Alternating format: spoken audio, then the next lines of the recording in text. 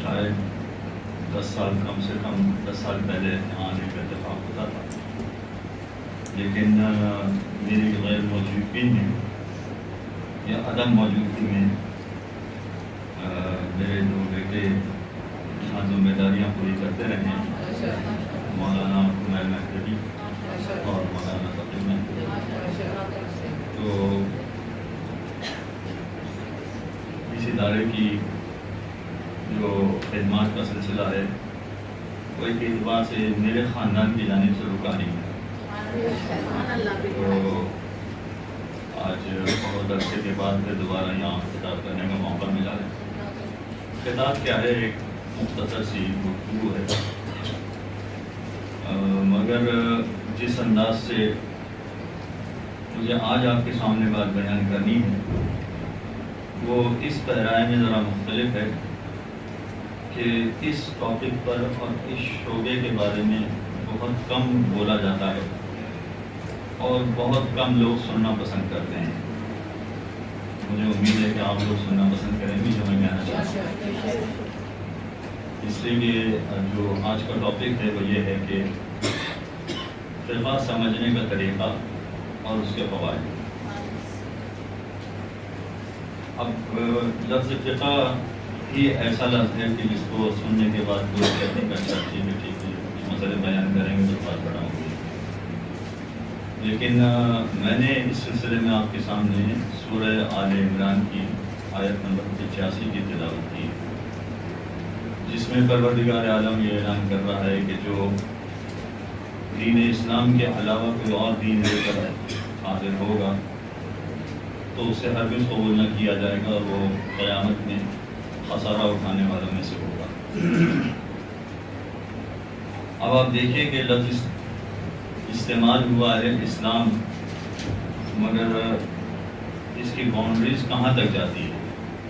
سب سے پہلے تو ہمیں یہ دیکھنا پڑے گا کہ اس وقت جو دنیا کی آبادی ہے تقریباً 8 بلین افراد کی، ان 8 بلین افراد میں سے فقط 1.5 بلین ایسے ہیں جو یہ کہتے ہیں کہ ہم مسلمان ہیں، باقی 6.5 بلین افراد تو ویسے ہی کہہ رہے ہیں کہ ہمارا اسلام سے کوئی تعلق نہیں ہے، ہم مسلمان نہیں ہیں۔ تو ان کی تو ہم بات نہیں کر رہے ہیں، ان کو تو ہم چھوڑ دیتے ہیں، لیکن جو یہ دعویٰ کرتے ہیں کہ ہم مسلمان ہیں 1.5 بلین افراد، اب ان کے حوالے سے یہ ہے کہ وہ فقط یہ کہہ رہے ہیں کہ ہم اسلام کے ماننے والے ہیں، مگر ان میں بھی بہت سارے آپ کو ایسے ملیں گے کہ جن کی شاخیں بہت مختلف ہیں، اور جو مختلف شاخیں ہیں ان کی تفصیلات میں بھی میں جانا نہیں چاہتا، اس لیے گفتگو بہت پرانی ہو جائے گی۔ اگر میں ہر شعبے کی جزیات میں گیا تو بہت مشکل ہو جائے گی بات۔ فقط وہ افراد کے جو اپنے آپ کو اہل بیت کا چاہنے والا کہتے ہیں کہ ہم اہل بیت کے چاہنے والے ہیں، مسلمان ہیں نمبر 1، نمبر 2 یہ کہ ہم اہل بیت کے چاہنے والے ہیں، تو اب اہل بیت کے چاہنے والوں میں بھی آپ کو مختلف گروہ مل جائیں گے۔ اب مجھے نہیں معلوم ہے کہ خواتین میں اس ٹاپک پر کیا گفتگو ہوتی ہے اور کیسے گفتگو ہوتی ہے، مگر کم از کم مردوں کے حوالے سے میں جانتا ہوں کہ جب دین کے معاملے میں ذرا سی تفصیل میں چلے جائیں، ذرا سی دقیق گفتگو ہو جائے، تو یہ کہتے ہوئے سنا ہے مردوں کو کہ بھئی میرا کسی دین سے کوئی تعلق نہیں، بس انسانیت میرا دین ہے، انسانیت سب سے بڑا دین ہے، جو انسانیت کی خدمت کرے وہی اصل میں دین کی خدمت کرنے والا ہے، باقی سب بیکار باتیں ہیں، فضول باتیں ہیں۔ تو جو یہ کہہ رہا ہے کہ میرا دین فقط انسانیت ہے اور انسانیت ہی سب سے بڑا دین ہے، اس کے علاوہ کچھ نہیں ہے، تو یاد رکھیے کہ قرآن کی آیت کے پیرائے میں، قرآنی آیت کے فارمولے میں اگر اس کو پرکھا جائے تو اس کے لیے بھی یہی کہا جائے گا کہ یہ دین اسلام کے علاوہ کسی اور دین کو ماننے والا ہے، وَلَن يُقْبَلَ مِنْهُ، اور سے قبول نہیں کیا جائے۔ بھلا رحمت للعالمین سے بڑھ کر کوئی انسانیت کا خدمت گزار ہو سکتا ہے؟ اس لیے یہ تصور ہی کرنا بیکار ہے، یہ فضول ہے۔ ہاں، اس میں آگے چل کر جو صورتحال ہے، ہم یہ جانتے ہیں کہ جو یہ کہیں کہ ہم دین اسلام کے ماننے والے ہیں تو 3 بنیادی عقیدوں کا ماننا ضروری ہے، اس کے بغیر وہ اسلام میں داخل نہیں ہو سکتا۔ توحید کو مانیں، نبوت کو مانیں اور قیامت کو مانیں۔ یہ 3 بنیادی عقیدے ایسے ہیں کہ جن کے بغیر کوئی شخص دین اسلام میں داخل نہیں ہو سکتا۔ اب اگرچہ میرا ٹاپک عقائد کے بارے میں نہیں ہے، لیکن چونکہ میں نے باہر کی دنیا میں یہ دیکھا ہے اور اتنا زیادہ دیکھا ہے کہ عقیدے کے معاملے میں بہت گڑبڑ ہوتی ہے، عام مسلمانوں سے بھی گڑبڑ ہوتی ہے، اور جو اہل بیت کے چاہنے والے ہیں ان سے بھی زیادہ گڑبڑ ہوتی ہے، ان سے بھی بہت گڑبڑ ہوتی ہے۔ اور مجھے کہنا پڑے گا کہ ویسے یہاں پاکستان کے اندر، چلیں پاکستانی کراچی کے اندر کم سے کم اگر دیکھا جائے تو ایسا لگتا ہے کہ خواتین دین کے معاملے میں بہت آگے ہیں، بہت شوق سے دین کی باتیں سنتی ہیں، مجلس سے سنتی ہیں اور ان پر عمل کرنے کی کوشش کرتی ہیں، ان کے مطابق زندگی گزارنے کی کوشش کرتی ہیں، بلکہ اپنے خاندان کو بھی اسی انداز سے ڈھالنے کی کوشش کرتی ہیں۔ دیکھیے یہی خواتین جب مغربی دنیا میں جاتی ہیں تو ان کا رویہ بدل جاتا ہے، وہ رویہ نہیں رہتا۔ بالکل اسی طرح سے جیسے آپ مدرسے میں آئی ہیں تو ایک بالکل الگ لباس ہے، لیکن شادی میں جائیں تو ایک عجیب لباس نظر آتا ہے۔ اور یہ میں آپ کی بات نہیں کر رہا ہوں، یہ تو بہت سارے دوسرے ایسے لوگوں کی بھی بات کر رہا ہوں کہ جو بہت دیندار بنتے ہیں۔ مغربی دنیا کا معاملہ بھی یہی ہے۔ ابھی کچھ عرصے پہلے ایک صاحب کا امریکہ سے فون آیا تھا کہ میں سید ہوں اور میں پی ایچ ڈی کر چکا ہوں، اور کسی شعبے کا نام لیا کہ شعبے میں میں کام بھی کرتا ہوں، اور پاکستان سے کچھ عرصے سے میں امریکہ آ گیا ہوں اور ابھی امریکہ میں مقیم ہوں، اور میری بات چیت ایک لڑکی سے چل رہی ہے۔ اچھا وہاں کوئی تعجب کی بات نہیں ہے، وہاں ایک عام بات ہے، وہاں پر ڈیٹنگ سائٹس بہت ہوتی ہیں۔ میری بات چیت ایک لڑکی سے چل رہی ہے، وہ بھی مسلمان ہیں، شیعہ ہیں، اور وہ بھی پی ایچ ڈی کر رہی ہیں اور سادات گھرانے سے تعلق رکھتی ہیں اور نجیب الطرفین سادات ہیں۔ جب وہ پاکستان میں تھیں تو ذاکرہ تھی، باقاعدہ مجلس سے پڑھتی تھی اور اتنی دیندار تھیں کہ وہ باقاعدہ لوگوں کو سمجھاتی تھی دین کے دین کیا ہوتا ہے، اور حجاب کی اور صوم و صلات کی پابندی تو اپنی جگہ پر، یہ تو معمولی چیز ہے، اس سے بڑھ کر وہ دیندار تھی، یہ سب کچھ وہ انجام دیتی تھی۔ لیکن کچھ عرصے سے انہوں نے نماز پڑھنا چھوڑ دی، حجاب پہننا چھوڑ دیا، روزہ رکھنا چھوڑ دیا۔ ارے بھائی کیا ہوا؟ میں نے ان سے پوچھا کہ کیا ہوا، تو کہا کہ وہ خدا کے عقیدے کے بارے میں متزلزل ہو گئی ہیں کہ نہ جانے خدا ہے یا نہیں ہے، تو نماز پڑھنے کا کیا فائدہ ہے۔ تو یہ فقط ایک مثال نہیں، میرے پاس کئی مثالیں ایسی ہیں۔ آسٹریلیا 2011 میں وہاں سروے ہوا تھا کہ وہاں کتنے افراد دین کو نہیں مانتے ہیں، تو اس زمانے میں 22% ایسے لوگ تھے جو کہتے ہیں میں کسی دین کو نہیں مانتا، ہم کسی دین کو نہیں مانتے۔ پھر 5 سال بعد ایک اور سروے ہوا 2016 میں، پتہ چلا کہ اب ان کی تعداد اور بڑھ گئی ہے، یعنی 30% لوگ ایسے ہیں جو کہتے ہیں کہ ہم کسی دین کو نہیں مانتے۔ پھر 2021 میں ایک سروے اور ہوا 5 سال بعد، پتہ چلا کہ 40% لوگ ایسے ہیں جو کہتے ہیں کہ ہم کسی دین کو نہیں مانتے۔ بنیادی وجہ کیا ہوتی ہے اس کی؟ بنیادی وجہ اس کی پروردگار کے وجود کے بارے میں ان کو شک و شبہ ہو جاتا ہے کہ نہ جانے خدا ہے کہ نہیں ہے، اور اس کی وجہ بھی سمجھ میں آتی ہے۔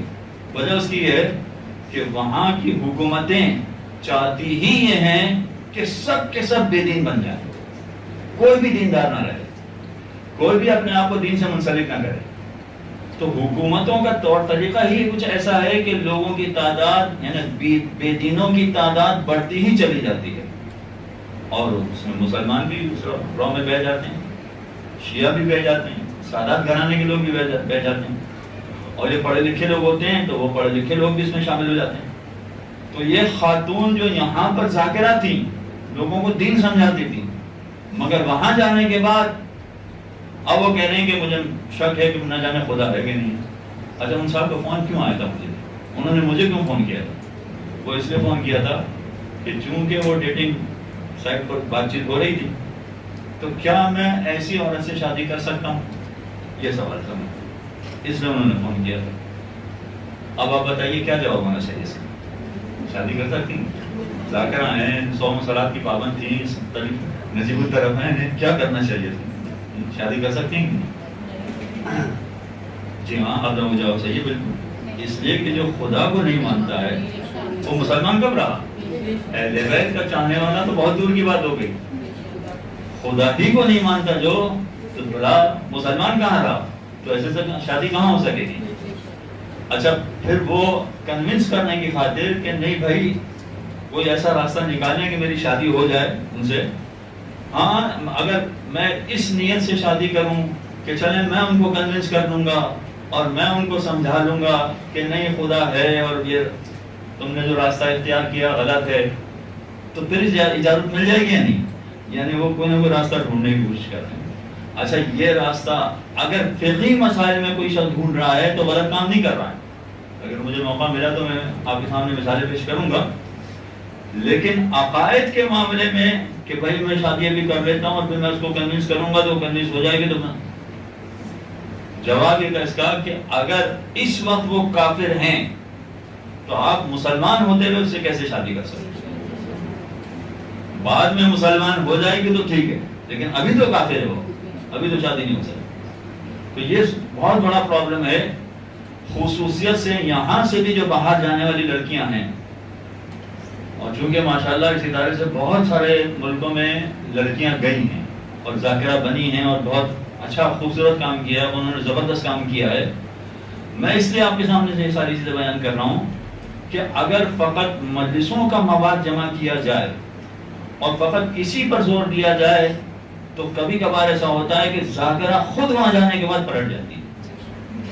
اس لیے توجہ اس جانب بھی رکھنا پڑے گی کہ جو باہر جانے والی خصوصیت لڑکیاں ہیں، ذاکرہ ہیں، اگر ذاکرہ نہیں ہیں، چلیں آپ کے رشتہ داروں میں سے کوئی اگر باہر جا رہی ہیں، خواتین لڑکیاں باہر جا رہی ہیں، تو ان کو سب سے زیادہ الرٹ اس معاملے میں کرنا پڑے گا کہ دیکھو خدا کے یا توحید کے معاملے میں متزلزل نہیں ہو جانا، اور آپ کے ذہن میں جو دلیل آئے اس کو سمجھائیں۔ اس طرح سے کنونس ہو جانا چاہیے انسان کہ اس معاملے میں تو مجھے کوئی ادھر سے ادھر پھیر ہی نہیں سکتا، اتنا کنونس ہو جانا چاہیے چاہے کوئی دلیل اس کے پاس ہو۔ جرمنی میں ایک گریک شخص کے ساتھ ملاقات ہوئی تھی،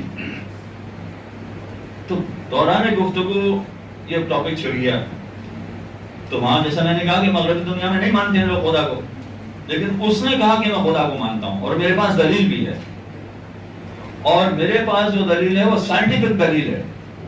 اچھا یہ تو میں نے سنا تھا کہ فلسفی دلیل، یہ تو سنا تھا کہ اخلاقی دلیل، یہ تو سنا تھا کہ کائناتی دلیل، یہ پہلی دفعہ سنا تھا کہ سائنٹیفک دلیل ہے۔ میں نے کہا اچھا بتائیے کیا سائنٹیفک دلیل ہے؟ اچھا اس نے جو دلیل پیش کی وہ مختصر ہے، اب میں کچھ اپنے الفاظ میں کچھ باتیں اور ملا کے آپ کے سامنے پیش کر رہا ہوں، فقط اس کی بات نہیں ہے۔ سائنٹیفک دلیل کیا ہے؟ پوری کی پوری سائنس، جتنے بھی سائنس کے سبجیکٹ ہیں، جتنے سائنس کے سبجیکٹ آپ کے ذہن میں آ رہے ہیں، سارے سائنس کے سبجیکٹ، یہ پوری کی پوری سائنس ڈیپینڈ کرتی ہے میتھمیٹکس پر۔ یعنی اگر آپ میتھمیٹکس کو نکال دیں بیچ سے تو پوری سائنس فلاپ ہو جائے گی، اس لیے کہ فزکس میں میتھمیٹکس چاہیے، کیمسٹری میں میتھمیٹکس چاہیے، باٹنی میں میتھمیٹکس چاہیے، زولوجی میں، ہر سبجیکٹ میں میتھمیٹکس چاہیے۔ اگر آپ میتھمیٹکس کو بیچ میں نکال دیں تو پوری سائنس فلاپ ہو جائے گی۔ ہاں بات تو صحیح ہے۔ اچھا میتھمیٹکس ڈیپینڈ کرتی ہے 4 فارمولا پر، اگر یہ 4 فارمولا میتھمیٹکس سے نکال دیے جائیں تو پوری میتھمیٹکس فلاپ ہو کے گر جائے گی، میتھمیٹکس نہیں بچے گی پوری۔ وہ 4 فارمولا کیا ہے؟ پلس، مائنس، ملٹیپلیکیشن، ڈویژن، یہ 4 فارمولا۔ اگر یہ 4 فارمولا میتھمیٹکس سے نکال دیے جائیں تو میتھمیٹکس میں کچھ نہیں بچے گا، پھر کوئی چیز میتھمیٹکس میں نہیں بچے گی، ختم ہو جائے گی ساری چیز، ٹھیک ہے؟ ہاں صاحب بات تو صحیح ہے، بالکل ٹھیک ہے۔ اچھا میتھمیٹکس میں یہ 4 فارمول جو ہیں اس کو ہم اپلائی کرتے ہیں۔ 0 کو 0 کے ساتھ پلس کریں کیا نتیجہ نکلے گا؟ 0 کو 0 سے مائنس کریں کیا نتیجہ نکلے گا؟ 0 کو 0 سے ملٹیپلائی کریں کیا نتیجہ نکلے گا؟ اور 0 کو 0 سے ڈیوائڈ کریں تو کیا نتیجہ نکلے گا؟ 0 نتیجہ نکلنا چاہیے، مگر 0 نہیں، یہ پوری کائنات موجود ہے، اس کا مطلب ہے کہ شروع میں 0 نہیں تھا، کچھ تھا جس نے اس پوری کائنات کو خلق کیا۔ لہذا سائنسی اعتبار سے بھی دیکھا جائے تو 0 کبھی نہیں تھا، کچھ تھا جس نے سب کچھ وجود عطا کیا، وجود بخشا، اور یہ کائنات وجود میں آ گئی۔ اچھا یہ سائنسی دلیل ہے، اور ایک پرانی دلیل تو آپ نے سنی ہوگی۔ پرانے زمانے میں جب کاٹن سے دھاگا بنایا جاتا تھا تو گھروں میں بنایا جاتا تھا، تو گھروں میں جب دھاگا بنایا جاتا تھا تو وہ عورتیں ہی بناتی تھیں، وہ کاٹن لے کر آتی تھیں اور کاٹن سے وہ چرخہ چلاتی تھیں۔ چرخہ چلانے والی اس بوڑھی جو کئی سو سال پرانی بات ہوگی ہے، اسے پوچھا کہ کیا تم خدا کو مانتی ہو؟ مانتی ہوں۔ کیا دلیل ہے؟ سوچ میں پڑ گئی، آدمی سوچ میں پڑ جاتا نا 1 منٹ کے لیے، تو کیا دلیل ہے؟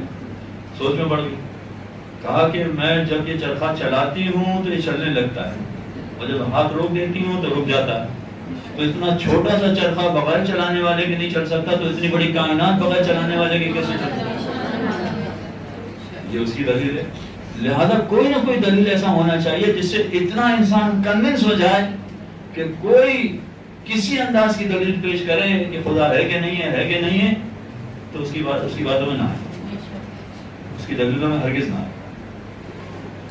یہ ایک پہلو ہے عقائد کے حوالے سے۔ اچھا اب یہاں جو بات آ گئی ہے تو میں ذرا اس کو آگے بڑھاؤں۔ آپ نے اب تک ایک جملہ سنا ہوگا کہ اصول دین میں تقلید نہیں ہوتی ہے، کتابوں میں لکھا ہے، توضیح المسائل میں بھی لکھا ہے، یا اعلیٰ جملہ میں مانتا ہوں توضیح المسائل میں بھی یہ جملہ لکھا ہے کہ اصول دین میں تقلید نہیں ہوتی، مگر یہ جملہ نامکمل ہے۔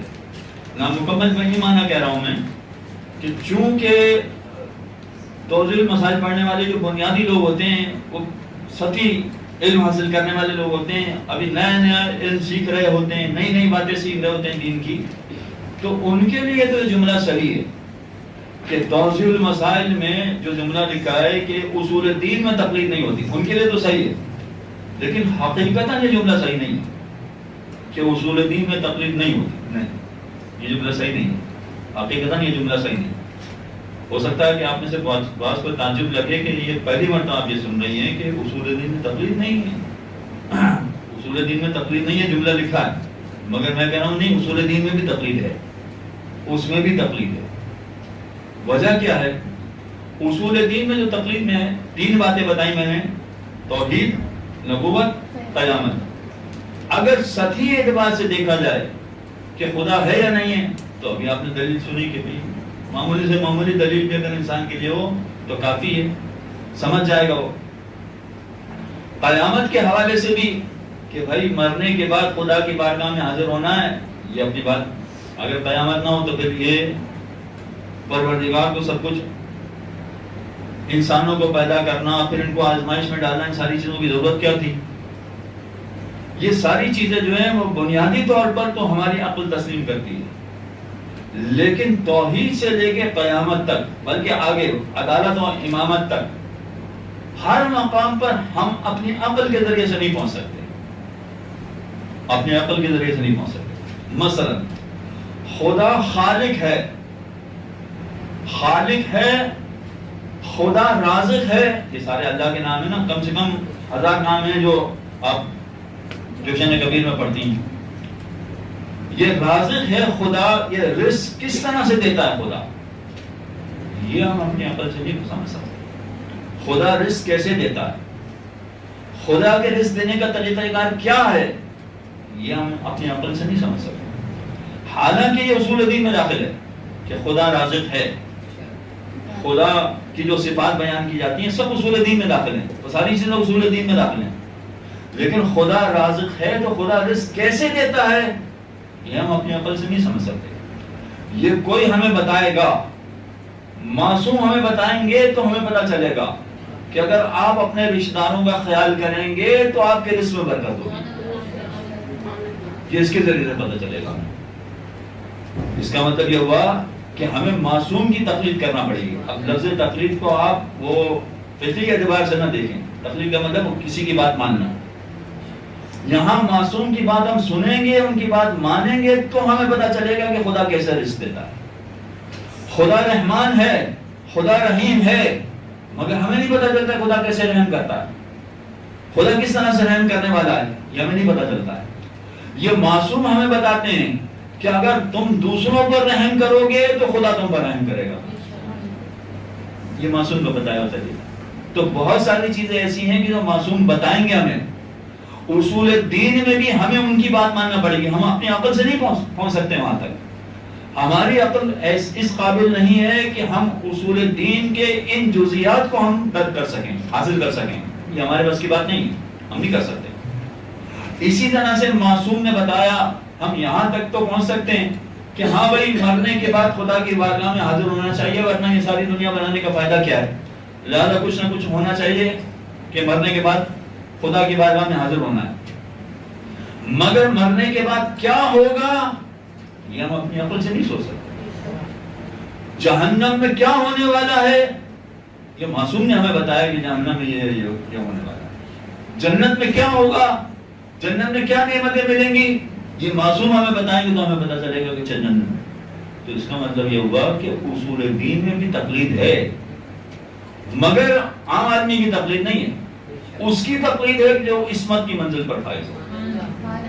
جو عصمت کی منزل پر پہنچے وہ ہمیں بتائیں گے کہ آگے کیا ہونے والا ہے. اصول دین میں پروردگار کا طریقہ کار کیا ہے، کیسے وہ کرتا ہے، یہ وہ ہمیں سمجھائیں گے. اچھا، اب یہاں اس منزل پر پہنچنے کے بعد کہ معصوم ہمیں سمجھائیں گے تو ہمیں پتہ چلے گا کہ پروردگار کس طرح رزق دیتا ہے، پروردگار کس طرح رحم کرتا ہے، پروردگار کس طرح خلق کرتا ہے یعنی اولاد دیتا ہے. یہ معصوم ہمیں بتائیں گے تو ہمیں پتہ چلے گا. لیکن شرعی مسائل کی طرح یہاں پر بھی جو کچھ معصوم بتائیں گے وہ سب کا سب ہماری سمجھ میں آ جائے یہ ضروری نہیں ہے. بہت ساری باتیں ہماری سمجھ میں آ جائیں گی. جو معصوم بتائیں گے ان میں سے بہت ساری باتیں ہماری سمجھ میں آ جائیں گی. بہت ساری باتیں ہماری سمجھ میں آ جائیں گی کا مطلب یہ ہے کہ معصوم نے یہ کہا کہ مثلا شادی کرو تو تمہارے رزق میں اضافہ ہوگا، اور نے دیکھا کہ ہاں شادی کی تو اس رزق میں اضافہ ہو گیا. تو کچھ باتیں ایسی ہیں کہ جو انسان اپنے تجربات سے دیکھ لیتا ہے، سمجھ لیتا ہے کہ ہاں ایسا ہوتا ہے. لیکن اس کے باوجود ضروری نہیں ہے کہ معصوم کی بتائی ہوئی ساری باتیں بھی ہم سمجھ سکیں. کچھ باتیں سمجھیں گے، کچھ نہیں سمجھیں گے. اس کا مطلب یہ ہوا کہ اصول دین کے 3 پورشن ہو گئے. پہلا پورشن وہ ہے کہ جو ہم اپنی عقل کے ذریعے سے پہنچ جائیں گے وہاں پر، اپنی عقل سے سوچیں گے، غور و فکر کریں گے، اور غور و فکر کرنے کے بعد اس منزل تک پہنچ جائیں گے. دوسرا پہلو یہ ہے کہ ہم نہیں پہنچ سکتے، کوئی ہمیں بتائے گا تو ہمیں پتہ چلے گا کہ اچھا ایسا ہے. یعنی جنت کے بارے میں معصوم نے بتایا تو ہمیں پتہ چلا اچھا جنت ہے. جہنم کے بارے میں معصوم نے ہمیں بتایا تو ہمیں پتہ چلا اچھا جہنم ہے. عذاب قبر کے بارے میں معصوم نے ہمیں بتایا تو ہمیں پتہ چلا کہ ہاں عذاب قبر ہے. یہ سب کیا ہے؟ یہ اصول دین کے پہلو ہیں سارے. مگر ہمیں بتایا تو ہمیں پتہ چلا کہ اچھا ایسا ہے. لیکن کچھ باتیں ایسی ہوں گی کہ جو معصوم بتائیں گے ہم سن تو لیں گے، ان کی بات پر اعتماد بھی کریں گے، ان کی بات پر پورا بھروسہ بھی کریں گے، مگر ہماری عقل سوچ میں پڑ جائے گی کہ یہ کیسے ہوگا، یہ کس طرح ممکن ہوگا. اب میں آپ ہی لوگوں کی ایک مثال دیتا ہوں، شاید آپ کی دلچسپی کا سبب بن جائے. وہ معصوم ہی کی بتائی ہوئی بات ہے کہ جنت میں جو نعمتیں ملیں گی وہ باغات ہوں گے، وہ نہریں ہوں گی، وہ مکانات ہوں گے، وہ خدمت گزار ہوں گے، مگر اس میں ایک چیز ہے کہ حوریں بھی ہوں گی. اچھا، اب یہ سمجھ میں تو آتا ہے کہ مردوں کے لیے حوریں ہوں تو سمجھ میں آتا ہے، عورتوں کے لیے حوروں کی کیا، یعنی اس کا کیا سینس بنتا ہے؟ کم از کم میری سمجھ میں نہیں آ رہا، ہو سکتا آپ لوگوں کی کچھ سمجھ میں آ رہا ہو. تو کچھ چیزیں ایسی ہیں کہ جو سمجھ میں نہیں آئیں گی. تو اصول دین میں بھی 3 پہلو ہو گئے. ایک یہ کہ ہم اپنی عقل کے ذریعے سے پہنچ گئے, دوسرا یہ کہ اپنی عقل کے ذریعے سے نہیں پہنچے مگر معصوم نے بتایا تو ہمیں پتہ چل گیا اور ہمیں اطمینان ہو گیا کہ ہاں ایسا ہے. اور تیسرا پہلو یہ کہ معصوم نے بتایا مگر پھر بھی وہ علامہ علی نقی نقن صاحب کا ایک جملہ مجھے یاد آ رہا ہے کہ جناب زینب جب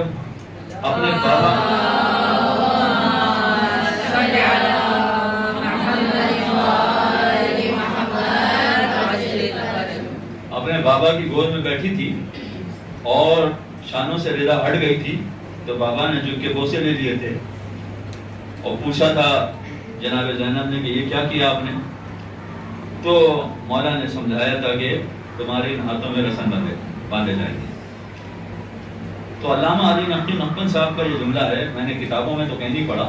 وہ کہتے ہیں کہ جناب زینب نے کہا کہ میں بہت چھوٹی تھی لیکن جب میں بڑی ہوئی تو نہ جانے کب میں نے یہ سوچا, جب گھرانہ پورا بھائیوں سے بھر گیا تو نہ جانے کب میں نے یہ سوچا کہ جس بہن کا ایک بھائی ہوتا ہے اس کی طرف کوئی آنکھ اٹھا کے نہیں دیکھ سکتا. تو اب یہ سارا معاملہ ایسا ہے کہ اس میں انسان مختلف مراحل میں سوچتا رہتا ہے. میں مسائل ابھی نہیں بیان کرنا چاہ رہا تھا, فقط ایک مثال دینا چاہ رہا تھا کہ معصوم نے بات کہی ہے مگر پھر بھی نہ جانے انسان کب سوچنے لگتا ہے یہ کیسے ہوگا, یہ کس طرح سے ہوگا. تو یہ معاملہ بھی اسی طرح کا ہے کہ اگر قرآن میں تذکرہ ہے ساری نعمتوں کا تو کچھ نعمتوں کی بات تو سمجھ میں آتی ہے کہ ہاں یہ نعمتیں, مگر کچھ نعمتوں کی بات میری سمجھ میں نہیں آتی, ہو سکتا ہے کسی اور کی سمجھ میں. لہذا معصوم کی ساری باتیں سمجھ میں آئیں یہ ضروری نہیں. یہ اگرچہ میرا ٹاپک نہیں تھا, میرا ٹاپک تو فقہ تھا, لیکن یہ اصول دین کی بات بیچ میں آ گئی اس لیے میں بیان. اچھا, اسی طرح سے آخرت کے بارے میں اتنا تو پتا ہے کہ خدا کی بارگاہ میں حاضر ہونا ہے, لیکن خدا کی بارگاہ میں حاضر ہونے کے بعد کیا ہوگا یہ ہم اپنی عقل سے نہیں طے کر سکتے, یہ ہماری عقل میں نہیں آئے گا. اس لیے کہ یہودی یہ کہتے ہیں کہ فقط یہودی جنت میں جائیں گے, باقی کوئی نہیں جائے گا. تو یہ ان کا طریقہ ہے. عیسائی کہتے ہیں کہ کوئی بھی جہنم میں نہیں جائے گا, سب کے سب جنت میں جائیں گے, اس لیے کہ انسانوں نے جتنی برائیاں کی تھی اس کے بدلے میں جناب عیسیٰ سولی پر چڑھ گئے تھے, لہذا اس کا خمیازہ جناب عیسیٰ نے بھگت دیا, بس کافی ہے. تو کیا بات صحیح ہے؟ ہم کہتے ہیں کہ نہیں, جو اچھائی کرنے والا ہے وہ جنت میں جائے گا, جو برائی کرنے والا ہے وہ جنت. کیا بات صحیح ہے؟ فقط یہودی جنت میں جائیں گے, کوئی بھی جہنم میں نہیں جائے گا, یعنی یہ ہم اپنے عقل سے نہیں سوچ سکتے. یہ باقاعدہ کوئی ہمیں سمجھائے گا. قرآن بتا رہا ہے مسلسل ان الانسان لفی خسر الا الذین آمنوا وعملوا الصالحات, جو عمل اور ایمان کی منزل پر پہنچے گا وہ کامیاب ہے, باقی سب کام. تو یہ ساری منزلیں ایسی ہیں کہ اصول دین کے بارے میں بھی جو ایک کانسیپٹ ہے کہ اصول دین میں کوئی تقلید نہیں ہے, یہ کم از کم آپ آج کریکٹ کر لیں اس کو کہ نہیں ایسا نہیں ہے. ایک منزل تک جو ہے اصول دین میں تقلید نہیں ہے, مگر آگے جا کے پھر ہمیں معصوم کی بات ماننا پڑے گی کہ کیا ہے. یہ ایک بات مکمل ہو گئی. اب اس کے بعد وہ دوسری منزل آتی ہے. دوسری منزل ایسی ہے کہ جو جس میں مشکل یہ ہے کہ ہمارے یہاں ممبروں سے, یعنی اب عمل کی بات ہو رہی ہے, ہمارے یہاں ممبروں سے جو کچھ بیان کیا جاتا ہے اس میں سیاست کا ٹاپک بیان کیا جاتا ہے, اس میں فضائل معصومین کے پڑھے جاتے ہیں, اس میں تبرہ پڑھا جاتا ہے, اس میں اخلاقیات پڑھی جاتی ہیں. یہ سارے ٹاپک تو پڑھے جاتے ہیں, اس کے علاوہ بھی ٹاپک ہوں گے جو پڑھے جاتے ہوں گے, اور بڑے بڑے ممبروں سے سارے ٹاپک پڑھے جاتے ہیں. یہ سارے ٹاپک ہمارے یہاں سے پڑھے جاتے ہیں. افسوس کی بات یہ ہے کہ اگر نہیں پڑھا جاتا ہے تو فقہ کا ٹاپک نہیں پڑھا جاتا, فقہ پر زیادہ توجہ نہیں دیتے. اچھا, نہیں پڑھا جاتا اس کی وجہ بھی یہ ہے کہ بلانے والے اس ٹاپک کو سننا ہی نہیں چاہتے ہیں, تو پڑھنے والا کہاں سے پڑھے گا؟ اصل تو بلانے والے ہیں نا. اگر بلانے والے فضائل پڑھنے والے کو بلانا چاہتے ہیں تو ٹھیک ہے, وہ فضائل پڑھیں گے. اگر سیاست پڑھنے والوں کو بلانا چاہتے ہیں تو وہ پڑھیں گے. لیکن فقہ کوئی سننا ہی نہیں چاہتا، یعنی ماحول ہی ایسا بنا ہوا ہے کہ یہ اس ٹاپک کو کوئی سننا ہی نہیں چاہتا، تو کہاں سے پڑھا جائے گا؟ تو ایکچوئل ایک طرح سے ذمہ دار تو یہ سننے والے ہیں، سننے والے کہہ لیں یا مجلس برپا کہنے والے کرنے، مجلس برپا کرنے والے مثلا اگر یہ سننا ہی نہیں چاہتے ہیں تو پھر ایسی صورت میں کہاں سے بیان کیا جائے گا؟ جبکہ حقیقت یہ ہے کہ جو ٹاپک بھی پڑھا جائے، چاہے سیاست پڑھی جائے، چاہے فضائل پڑھے جائیں، چاہے تبرہ پڑھا جائے، چاہے اخلاقیات پڑھی جائیں، چاہے فلسفہ، جو ٹاپک بھی پڑھا جائے گا اس کو فقہ کے پیمانے پر پرکھنا پڑے گا کہ فقہ کے پیمانے پر وہ پورا اترتا ہے یا نہیں اترتا۔ اگر وہ فقہ کے پیمانے پر پورا نہیں اترتا ہے تو اس کو وہ نہیں پڑھنا چاہیے، اسے وہ چیز نہیں پڑھنا چاہیے۔ اب میں آپ کو ایک مثال بھی دے دوں تاکہ یہ بات واضح ہو جائے جو میں کہنے جا رہا ہوں۔ میں نے 4-5 چیزیں آپ کے سامنے بیان کر دی ہیں، 4-5 چیزوں کی ہو سکتا ہے مثال میں نے دے سکوں، ایک کی مثال دے دیتا ہوں، سیاست کی مثال دے دیتا ہوں۔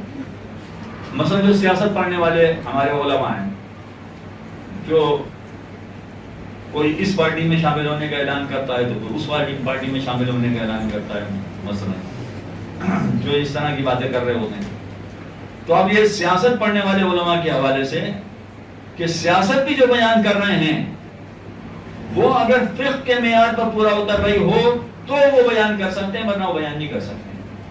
اچھا میں ابھی علماء کو ایک طرف کر دیتا ہوں، علماء کی بات نہیں کر رہا ہوں، فقط سیاست دانوں کی بات کر رہا ہوں، فقط سیاست دانوں کو آپ پیش نظر رکھیے۔ دنیا میں اس وقت اگرچہ مجھے معلوم ہے کہ خواتین کو سیاست میں زیادہ دلچسپی نہیں ہوتی ہے، چند خواتین ہیں کہ جو زیادہ دلچسپی لیتی ہیں، لیکن چونکہ یہ مثال دینا ذرا مشکل ہے لہذا یہ مشکل والی مثال میں آپ کے سامنے پیش کر رہا ہوں۔ دنیا میں زیادہ تر ممالک میں اب جمہوریت رائج ہو رہی ہے، جمہوریت، وہ چاہے نام میں ہر قسم کی جمہوریت ہو، لولی لنگڑی جمہوریت ہو یا صحیح معنوں میں جمہوریت ہو، کیسی بھی جمہوریت ہو، جمہوریت کا تذکرہ ہو رہا ہے، اس لیے کہ مغربی دنیا والے چاہتے ہیں کہ پوری دنیا میں کم از کم نام کی حد تک جمہوریت نافذ کر دیا، کم از کم نام کی حد تک، اصل حقیقت یہ نہیں ہے، لیکن یہ کہ جمہوریت نافذ ہو رہی ہے، پوری دنیا میں رائج ہو رہی ہے۔ اب جمہوریت میں ہوتا کیا ہے کہ ایک پارٹی حکومت میں ہوتی ہے اور دوسری پارٹی اپوزیشن میں ہوتی ہے، ٹھیک ہے؟ کبھی یہ اپوزیشن والے حکومت میں آ جاتے ہیں اور حکومت والے اپوزیشن میں چلے جاتے ہیں، صحیح ہے؟ اب دنیا جہاں جمہوریت ہے، ساری جمہوریتوں کی بات کر رہا ہوں میں، جہاں جمہوریت ہے ان تمام مقامات پر اپوزیشن کا کام ہمیشہ حکومت کو برا بھلا کہنا ہوگا۔ یہ فقط پاکستان کی بات نہیں، پوری دنیا میں ایسے ہی ہوتا ہے۔ اپوزیشن کا کام ہے فقط حکومت کی تنقید کرنا، ان کی برائیاں بیان کرنا، وہ برائیاں ہو یا نہ ہو، بس ان کا کام ہی فقط یہ ہے، اپوزیشن میں ہے اس لیے ان کا کام ہی ہے کہ فقط ان کی برائیاں بیان کرنا۔ اچھا اب باقی دنیا کو چھوڑیں، ہم اپنی یہاں جو جمہوریت ہے اس سے سمجھنے کی کوشش کرتے ہیں کہ فقہ کیسے داخل ہے اس میں۔ فرض کیجئے کہ ایک پارٹی اپوزیشن میں ہے اور دوسری پارٹی حکومت میں ہے۔ اب جو پارٹی اپوزیشن میں ہے وہ کیا کہہ رہے ہیں کہ یہ چور ہیں، یہ ڈاکو ہیں، انہوں نے غصب کیا ہے، انہوں نے یہ کیا۔ سنتے ہیں کہ نہیں سنتے؟ آپ روزانہ سنتے ہیں، دن میں 10 دفعہ سنتے ہیں ہمارے جملے۔ اچھا یہ اپوزیشن میں ہے اس لیے اب یہ کہہ رہے ہیں، لیکن یہ جب حکومت میں آ جائیں گے تو وہ اپوزیشن میں چلے جائیں گے، اپوزیشن والے بھی یہ کہیں گے کہ یہ چور ہیں، یہ ڈاکو ہیں، انہوں نے غصب کیا، انہوں نے کباڑہ کیا۔ یہی جملے ہوتے ہیں جو دہرائے جاتے ہیں بار بار۔ جو اپوزیشن میں ہوگا وہ یہی کہے گا کہ یہ لوگ چور ہیں، یہ ڈاکو ہیں، انہوں نے غصب کیا ہے، انہوں نے غبن کیا، انہوں نے توڑ دیا، موڑ دیا، پھوڑ دیا، جو کچھ بھی ہے۔ یہ چور اور ڈاکو کے نعرے پاکستان میں اتنے مشہور ہو گئے ہیں کہ شاید ہی کوئی شخص ہوگا جس نے یہ والے نعرے نہ سنا، اتنے مشہور ہو گئے ہیں کہ یہ چور ہیں، یہ ڈاکو۔ ہاں یہ الگ بات ہے کہ یہ ان کو چور کہہ رہے ہیں اور یہ ان کو چور کہہ رہے ہیں، یہ ان کو ڈاکو کہہ رہے ہیں، یہ ان کو ڈاکو کہہ رہے ہیں۔ اب یہ الگ بات ہوتی ہے کہ کبھی کسی کا چور کہنے کا نعرہ زیادہ مقبول ہو جاتا ہے، کسی کا کم مقبول ہو جاتا ہے۔ ایک پارٹی نے یہ کہا کہ یہ چور ہیں، یہ ڈاکو ہیں، ان کا نعرہ بہت مقبول ہو گیا، بھائی صحیح کہہ رہے ہیں، بالکل ٹھیک کہہ رہے ہیں۔ انہوں نے بھی کہا کہ یہ چور ہیں، ڈاکو ہیں، مگر ان کے نعرے کو کسی نے نہیں پسند کیا۔ کہہ رہے یہ بھی یہی کہہ رہے ہیں کہ ہاں یہ چور ہے، مگر ان کا نعرہ اتنا مقبول نہیں اور دوسرے کا نعرہ بہت مقبول ہے. تو یہ ہوتا ہے، یہ تو پالیٹکس میں ہوتا ہے سامنے. اب آئیے پوری دنیا کی جمہوریت میں جو ہوتا ہے کہ اپوزیشن ہمیشہ برا بھلا کہے. اگر فرض کیجئے کہ اپوزیشن والے سامنے والے کو کہہ رہا ہے کہ یہ چور ہے، تو اس کے 3 پہلو ہیں. حقیقتاً یا تو وہ چور ہے، حقیقتاً وہ ڈاکو ہے، تو کیا ہوگا کہ مجھے نہیں پتا تھا، اس نے بتا دیا کہ یہ چور ہے. اس کو اسلام میں کیا کہتے ہیں؟ اگر ایک شخص کی برائی مجھے نہیں پتا تھی اور کسی نے مجھے بتا، کیا کہتے ہیں اس کو؟ ہاں اب پہنچ گئے آپ لوگ. اس کو غیبت کہتے ہیں. بھائی مجھے نہیں پتا تھا کہ یہ چور ہے، مجھے نہیں پتا تھا کہ یہ ڈاکو ہے. دیکھا کیسے پھر بیچ میں آ گئی. مجھے نہیں پتا تھا، اس نے بتایا تو مجھے پتا چلا کہ یہ ڈاکو. اچھا اب اس کے جو میں کہہ رہا ہوں کہ 3 پہلو ہیں. 3 پہلو کا مطلب کیا ہے کہ اب حقیقتاً وہ چور ہے اور یہ ان کو کہہ رہے ہیں کہ یہ چور ہیں، یہ ڈاکو ہیں. حقیقتاً اگر وہ چور اور ڈاکو ہوں تب بھی یہ گناہگار ہے، اس لیے کہ یہ غیبت کر رہے ہیں. ٹھیک ہے. دوسرا پہلو کیا ہے کہ بھئی پتہ نہیں ہے کہ چور ہے کہ نہیں ہے، معلوم نہیں، بس نعرہ لگاؤ، شور شرابہ کرو. اپوزیشن میں ہے اس لیے کچھ نہ کچھ تو برائی کرنی ہے، کچھ نہ کچھ تو تنقید کرنی ہے، لہذا انہوں نے کہہ دیا کہ یہ چور ہے ڈاکو. پتہ نہیں حقیقتاً ہے کہ نہیں، معلوم نہیں ہے، یہ پتہ نہیں، اس لیے کہ ثابت کچھ نہیں ہوا. تو کیا ہوگا؟ یہ الزام ہوگا. الزام ہے، ہوتا نہیں کہ آپ جانتے نہیں ہیں، آپ کو نہیں پتا ہے کہ حقیقتاً ہے یا نہیں ہے، ہوتا نہیں، الزام ہے. یہ اس سے بڑا گناہ ہے، غیبت سے بڑا گناہ ہو گیا ہے. ٹھیک ہے. لیکن پھر کیسے داخل ہوئی اس میں؟ تیسرا پہلو کیا ہے کہ جانتا ہے کہ چور نہیں ہے. یہ اپوزیشن والا جانتا ہے کہ یہ ڈاکو نہیں ہے، پھر بھی کہہ رہا ہے کہ چور ہے، ڈاکو ہے، پھر بھی یہ کہہ رہے ہیں کہ چور ہے، ڈاکو ہے. یہ تو جھوٹا الزام ہے، جھوٹا الزام لگا رہا ہے. اس سے بڑا گناہ ہو گیا. تو آپ نے دیکھا کہ سیاست میں بھی فقہ کیسے داخل ہو جاتی ہے، کیسے طے کیا جاتا ہے. سیاست میں بھی اگر کوئی آنا چاہے تو اس کو فقہ کی نالج کتنی ہونی چاہیے کہ وہ اچھی طرح سے اندازہ کر سکے کہ جو میں جملہ کہہ رہا ہوں، جو میں الفاظ بیان کر رہا ہوں، اس کی کیا اہمیت ہے. کہیں ایسا تو نہیں کہ میں خدا کی بارگاہ میں پکڑا جاؤں گا، کہیں ایسا تو نہیں کہ مجھے اپنے ان جملوں کی وجہ سے جہنم میں ڈال دیا جائے گا. یہ سوچتے ہی نہیں، کوئی اندازہ نہیں کرتا. تو حضران محترم، یہ جتنے بھی ٹاپک، حضران محترم تو میرے ایک چونکہ مردوں میں خطاب ہوتا ہے، بہت عرصے بعد خواتین نے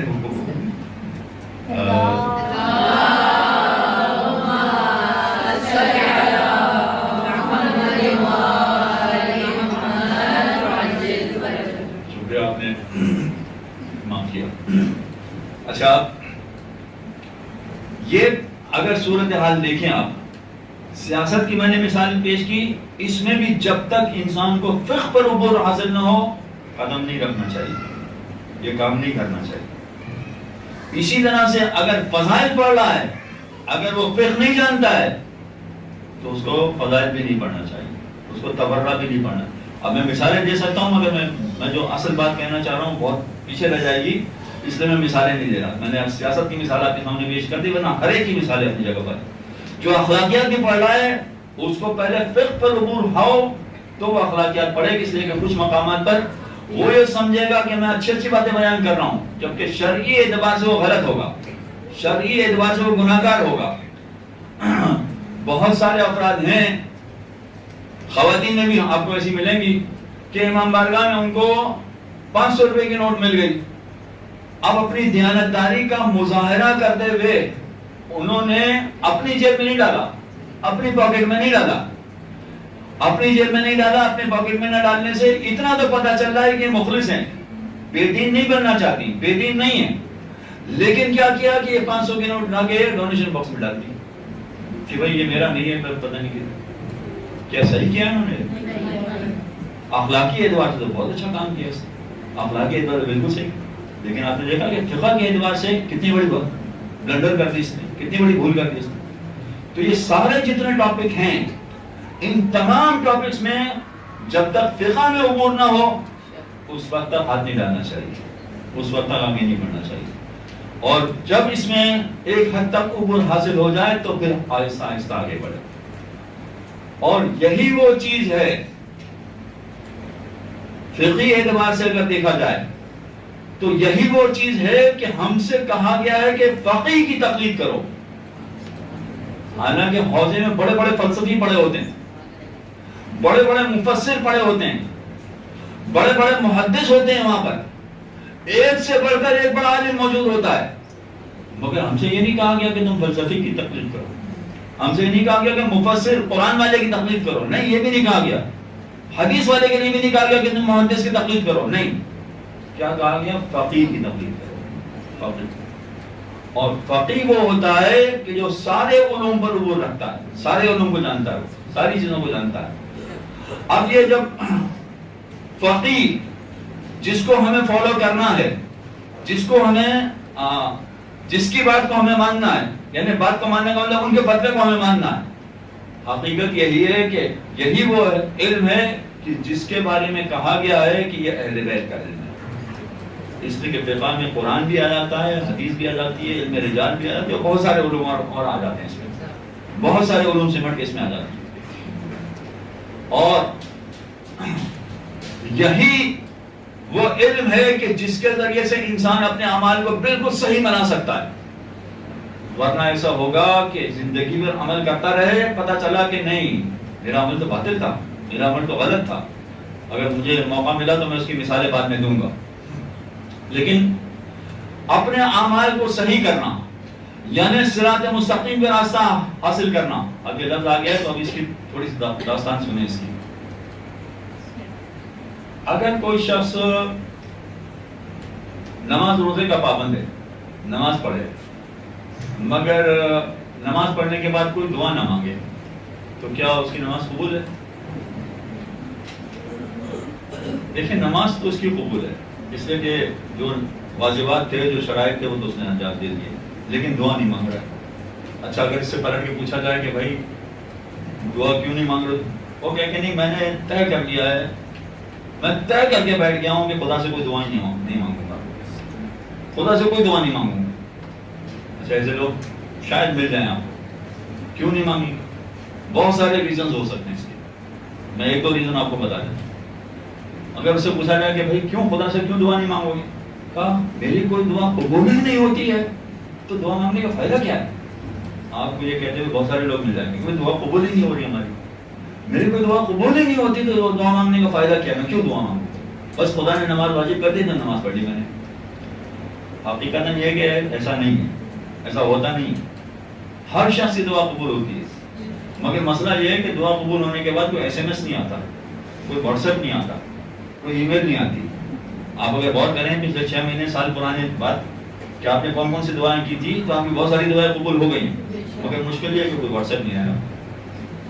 تو دعائیں قبول ہوتی ہیں, یہ بہت بڑی غلط فہمی ہے کہ دعائیں قبول نہیں ہوتی. دعائیں قبول ہوتی ہیں بالکل, لیکن یہ طے کر کے بیٹھ گیا. اچھا کچھ لوگ ایسے ہوں گے, ارے اللہ نے مجھے سب کچھ دے دیا ہے. آپ کو بہت سارے سیاستدان بھی یہ کہتے ہیں اللہ نے مجھے سب کچھ دے دیا ہے, تو مجھے تو کسی چیز کی ضرورت ہی نہیں تھی. تو اگر اللہ نے سب کچھ دے دیا تو میں کیا مانگوں خدا سے مثلا, اس لیے میں دعا نہیں مانگتا. بہت سارے ریزن ہو سکتے. کوئی یہ طے کر کے بیٹھ جائے کہ میں دعا نہیں مانگوں گا, تب بھی پروردگار اس سے کہے گا کہ اے میرے بندے, نماز پڑھتا ہے نا یہ, اے میرے بندے تجھے ایک دعا تو ضرور مانگنا پڑے گی, ایک دعا تو ضرور مانگنا پڑے گی. وہ دعا کون سی؟ وہ دعا قرآن مجید میں. قرآن مجید کے آپ 114 میں سے 113 سورتوں کی تلاوت کر جائیں نماز میں, آپ کی نماز نہیں ہوگی. نماز اگر آپ پڑھ رہے ہیں تو 114 میں سے 113 سورتوں کی تلاوت کر جائیں, نماز نہیں ہوگی جب تک کہ ایک سورہ کی تلاوت نہ کریں. سورہ الحمد, لا صلاۃ الا بفاتحۃ الکتاب, نماز ہو ہی نہیں سکتی ہے جب تک کہ فاتحۃ الکتاب میں سورہ الحمد کی تلاوت. اور اس سورہ میں بھی فقط ایک ہی دعا ہے, اس کے علاوہ دعا نہیں. بسم اللہ الرحمن الرحیم. اب مجھے ترجمہ کرنے کی ضرورت نہیں ہوگی, اتنا تو آپ یقیناً آگے ہیں. الحمدللہ رب العالمین الرحمن الرحیم مالک یوم الدین ایاک نعبد و ایاک نستعین.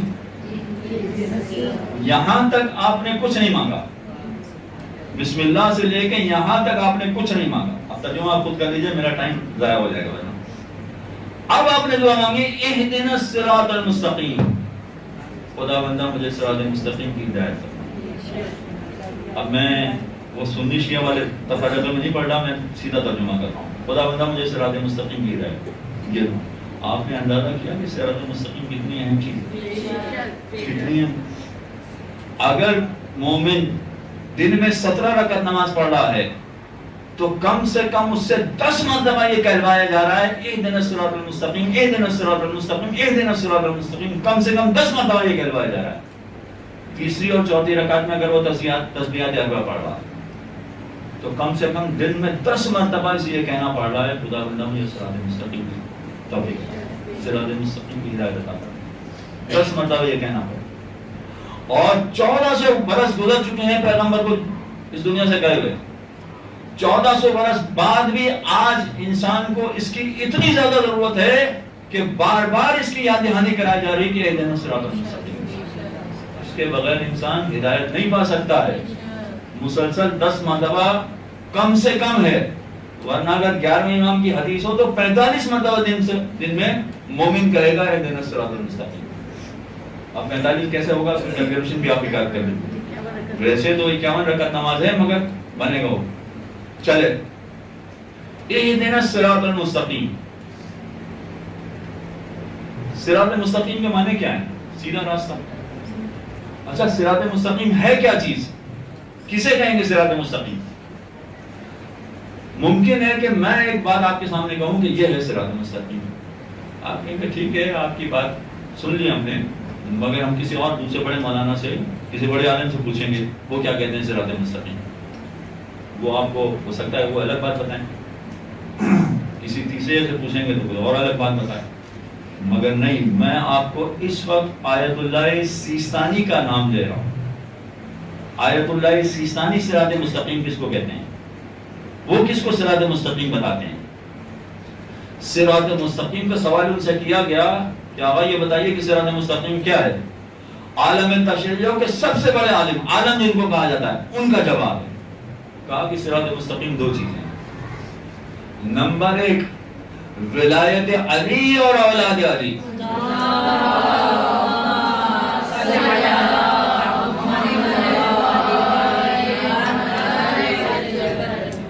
غدیر کا موقع ہے نا کل، اس لیے میں تھوڑا سا اس کے حوالے سے بھی آپ سن لیجئے. پہلی چیز ہے ولایت، معصومین کی ولایت. ٹھیک ہے. اچھا اب چونکہ غدیر کی بات ہے اس لیے میں تھوڑا سا اس کو مزید بیان کر رہا ہوں آپ کے سامنے. ولایت کے 2 حصے ہیں. 2 حصے کا مطلب یہ ہے کہ ایک تو انسان زبان سے کہے کہ میں 4 معصومین کو مانتا ہوں، اشہد ان علی ولی اللہ، زبان سے کہے. تو ایک زبان سے اقرار ہے ولایت کا، زبان سے کہنا کہ میں ولایت کا ماننے والا ہوں. اور دوسرا ہوتا ہے ولایت اس آدمی کی باڈی لینگویج. یہ آج کل کے زمانے میں بہت استعمال ہوتی ہے اس طرح باڈی لینگویج. ولایت کی باڈی لینگویج، کہ ولایت کی باڈی لینگویج کیا ہے اس کی. اچھا یہ باڈی لینگویج کی لینگویج جو ہے وہ کھیلوں میں بھی استعمال ہوتا ہے یہ لفظ، سیاست میں بھی استعمال ہوتا ہے یہ لفظ، اور باقی مقامات پر بھی بہت استعمال ہوتا ہے یہ لفظ. ولایت کے حوالے سے اس کی باڈی لینگویج کیا ہے، یہ کیا سوچتا ہے. اب میں آپ کو ایک مثال دیتا ہوں چھوٹی سی. 2 دوست ہیں جو آپس میں بات کر رہے ہیں، آپس میں بات کر رہے ہیں. ایک دوست دوسرے دوست کو گالیاں دے رہا ہے مگر وہ دوسرا ہنس رہا ہے. وہ گالیاں دے رہا ہے مگر اس کے باوجود وہ ہنس رہا ہے. باتیں ہو رہی ہیں مگر یہ بات میں گالیاں دے رہا ہے اور وہ ویسے ہی ہنس رہا اپنی جگہ پر. اور یہ بھی یاد رکھیے کہ جتنی گہری دوستی ہوگی اتنی گہری گالی دی جاتی ہے. عام طور پر ہر دوست کو اس طرح کی گالی نہیں دی جاتی. جس سے زیادہ گہری دوستی ہوتی ہے اس کو ایسی کوئی، لیکن گہری دوستی کی وجہ سے وہ دے رہا ہے گہری گالیاں مگر وہ ہنس رہا ہے. ارے بھائی تمہیں گالیاں دے رہا ہے. اگر اس سے پوچھا جائے تو کیا کہے گا؟ کیا میری زبان سے تو کہہ رہا ہے مگر اس کی باڈی لینگویج دیکھیں، اس کی باڈی لینگویج دیکھیں کہ اس کے دل میں یہ بات نہیں ہے. جو وہ زبان سے کہہ رہا ہے اس کے دل میں وہ بات نہیں ہے. اس لیے نظر انداز کر دیتا، بالکل ہی برا مان لیتا. ایک مثال ہو گئی. اب آئیے دوسری مثال.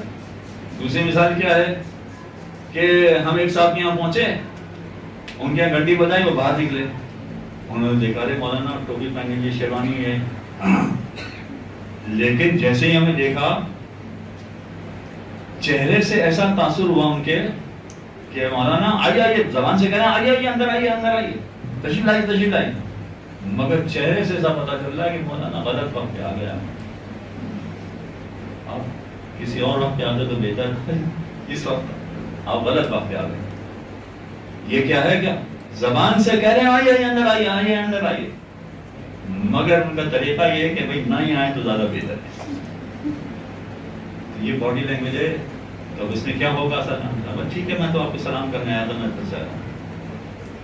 باڈی لینگویج میں اتنا فرق پڑ جاتا ہے کہ انسان زبان سے کچھ کہہ رہا ہے، اچھی بات کہہ رہا ہو، تب بھی اس کی باڈی لینگویج اگر اس کی گواہی نہیں دے رہی ہے تو آدمی اپریشیٹ نہیں کرے گا، مانے گا نہیں اس کو۔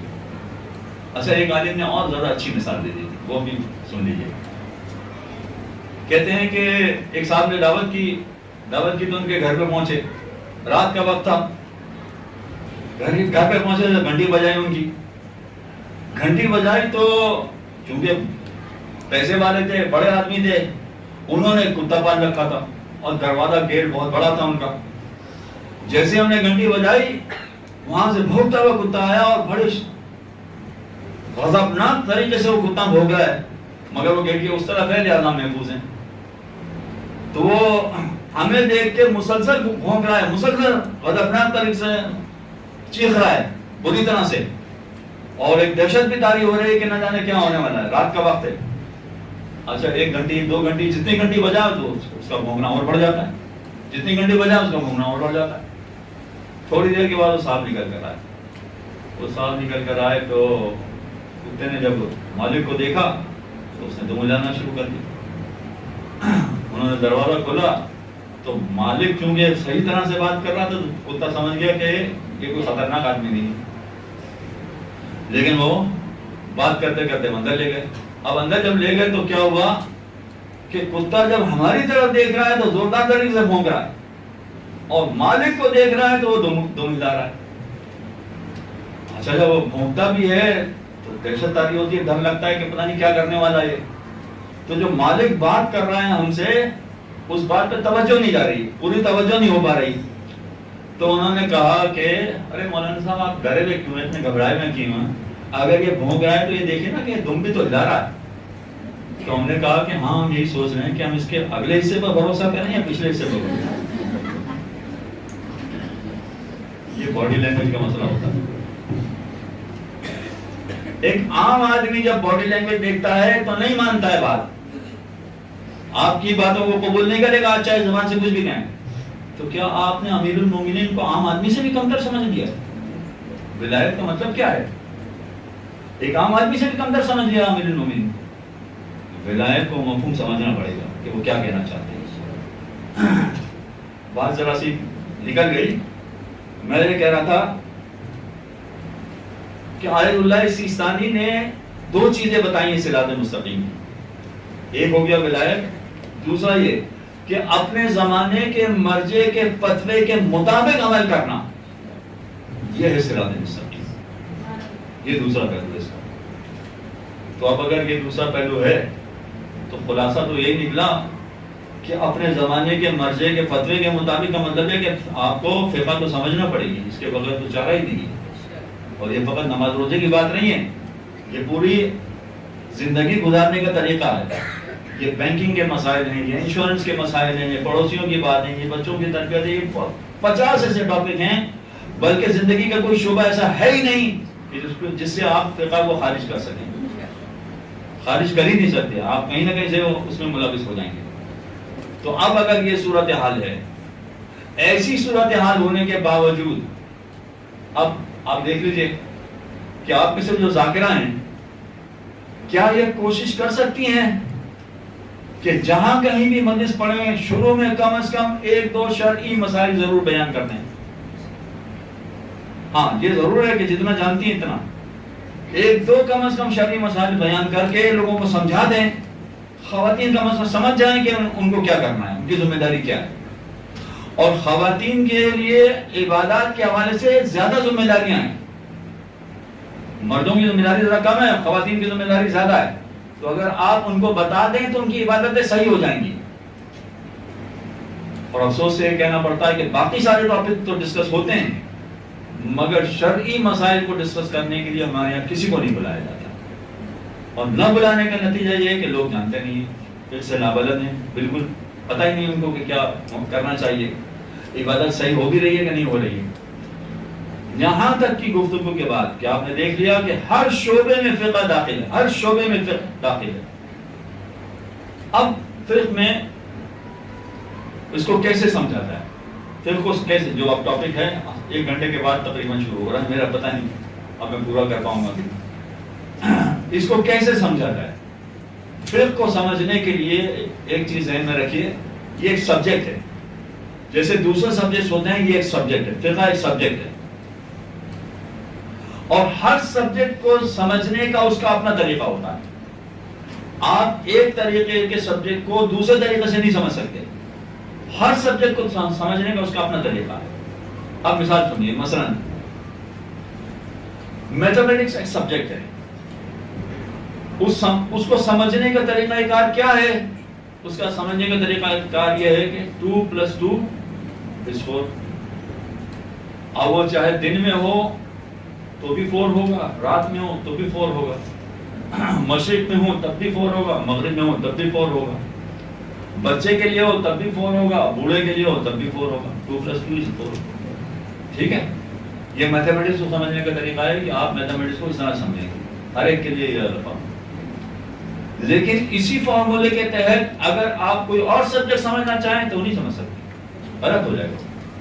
اب اس کی مثال سنیے، مثلا انگلش کا لفظ ہے، انگلش کا ٹاپک ہے، انگلش کا سبجیکٹ ہے، اس کو آپ سمجھنا چاہیں. انگلش کے ٹاپک میں PUT کیا ہوتا ہے؟ PUT پٹ. ٹھیک ہے، انگلش میں PUT پٹ جیسے انگریز بولتے ہیں ایسا بولنا پڑے. اچھا، آپ کہیں کہ میتھمیٹکس کی طرح یہاں پر بھی اگر PUT پٹ ہے تو BUT بٹ ہونا چاہیے، ہے کہ نہیں؟ BUT بٹ ہونا چاہیے. تو آپ اگر انگریز سے کہیں کہ بھیا یہ آپ لوگوں نے کیسی لینگویج بنا لی، یہ BUT پٹ ہے تو BUT بٹ ہونا چاہیے. یعنی صاحب یہ BUT پٹ نہیں، BUT بٹ ہوگا. اچھا، آپ کہیں گے صاحب BUT بٹ ہوگا تو BUT پٹ ہونا چاہیے، یہ مان لیجیے، وہ بھی نہیں مانیں گے. تو انگلش سمجھنے کا ایک خاص طریقہ، میتھمیٹکس سمجھنے کا ایک خاص طریقہ ہے. ٹھیک ہے، ایگزامپل سمجھ میں آ گئی. اب فقہ سمجھنے کا ایک بالکل الگ طریقہ ہے. فقہ سمجھنے کے لیے سب سے پہلے تو یہ ذہن نشین کرانا پڑے گا لوگوں کو کہ فقہ میں لاجک نہیں پوچھی جاتی. وائی؟ ایسا کیوں ہے؟ فقہ میں لاجک کبھی نہیں پوچھی جاتی. اس لیے کہ فقہ جو قرآن نے بتایا ہے، جو معصوم نے سکھایا ہے، اس کا خلاصہ مجتہد نے پیش کر دیا ہے. لہذا اس میں کبھی نہیں پوچھا جائے گا کہ وائی، ایسا کیوں ہے.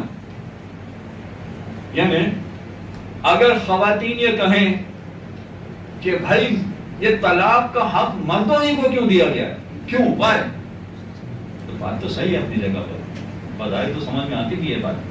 اور مغرب والوں نے اس کو ایکسپٹ بھی کر دیا کہ ہاں بھائی مرد کو بھی طلاق کا حق ہے اور خواتین کو بھی طلاق کا حق ہے. انہوں نے ایکسپٹ بھی کر دیا، بات تو ٹھیک ہے اپنی جگہ پر.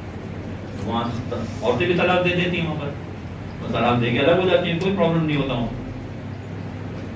لہذا اگر یہ سوال کیا جائے کہ اگر طلاق کا حق ہے تو یہ مردوں ہی کو کیوں ہے، عورتوں کو کیوں نہیں، یہ سوال نہیں. یہ سب سے پہلے ذہن نشین کر لیجئے کہ فقہ میں کبھی وائی نہیں ہوتا. کیوں ایسا ہے؟ اس کے پیچھے لاجک کیا ہے؟ لاجک کبھی نہیں بتائی جائے گی. اچھا، نہیں بتائی جائے گی کا مطلب یہ ہے کہ ایسا نہیں ہے کہ مجتہد کو پتا ہے. چلے میں کہوں گا مجھے نہیں پتا ہے کہ اس کے پیچھے لاجک کیا ہے. نہیں، مجتہد کو بھی لاجک نہیں پتا ہوتی. کئی ایسے مقامات ہوتے ہیں جہاں مجتہد کو بھی لاجک نہیں پتا ہوتی کہ اس کی وجہ کیا ہے. وہ یہ دیکھتا ہے، مجتہد فقط اتنا دیکھتا ہے کہ یہ معصوم کا کلام ہے، بس آمنا وسلمنا، بس یہ بات ہے.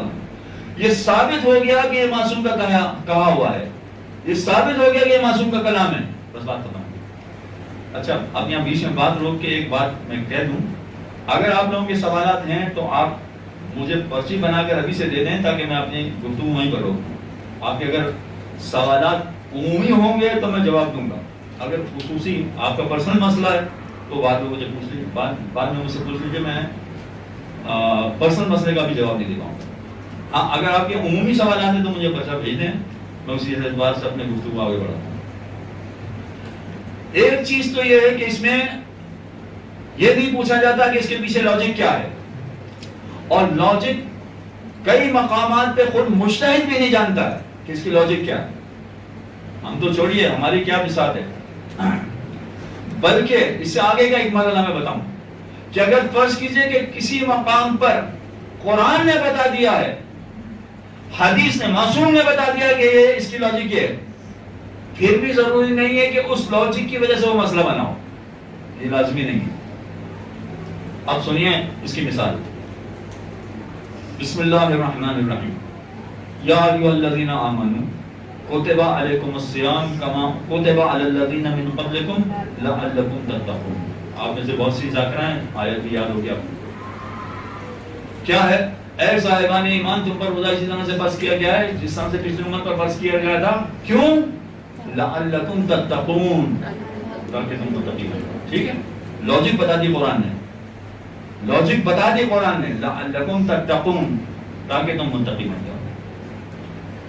اچھا اب اگر کوئی شخص یہ کہے کہ اس لاجک کی وجہ سے یہ روزہ واجب ہوا ہے، اس لاجک کی وجہ سے یہ روزہ واجب ہوا ہے، تو میں تو بالکل پکا متقی ہوں، تو مجھ پر تو روزہ فرض نہیں ہونا چاہیے، ہے کہ نہیں ایسا؟ اچھا چلیں آپ کہیں کہ بھائی تم کہاں سے متقی بن گئے، آپ مجھ سے سوال کر سکتے ہیں تم کہاں سے متقی بن گئے، میں مانتا ہی نہیں، تو میں متقی نہیں مانتا۔ چلیں ٹھیک ہے، عام آدمی کو نہیں مانتے، مراجع ہیں بہت سارے، ان کو تو مانیں گے نا کہ وہ متقی بنے، تو اس کا مطلب روزہ ان سے ثابت ہونا چاہیے۔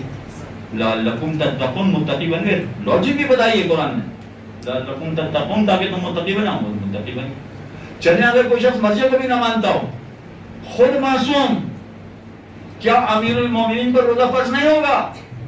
وہ تو امام المتقین ہے، امام المتقین، تو لاجک بتا دی قرآن نے کہ یہ تاکہ تم متقی بن جاؤ، تو لاجک بتانے کے باوجود روزہ ثابت تو نہیں ہوا۔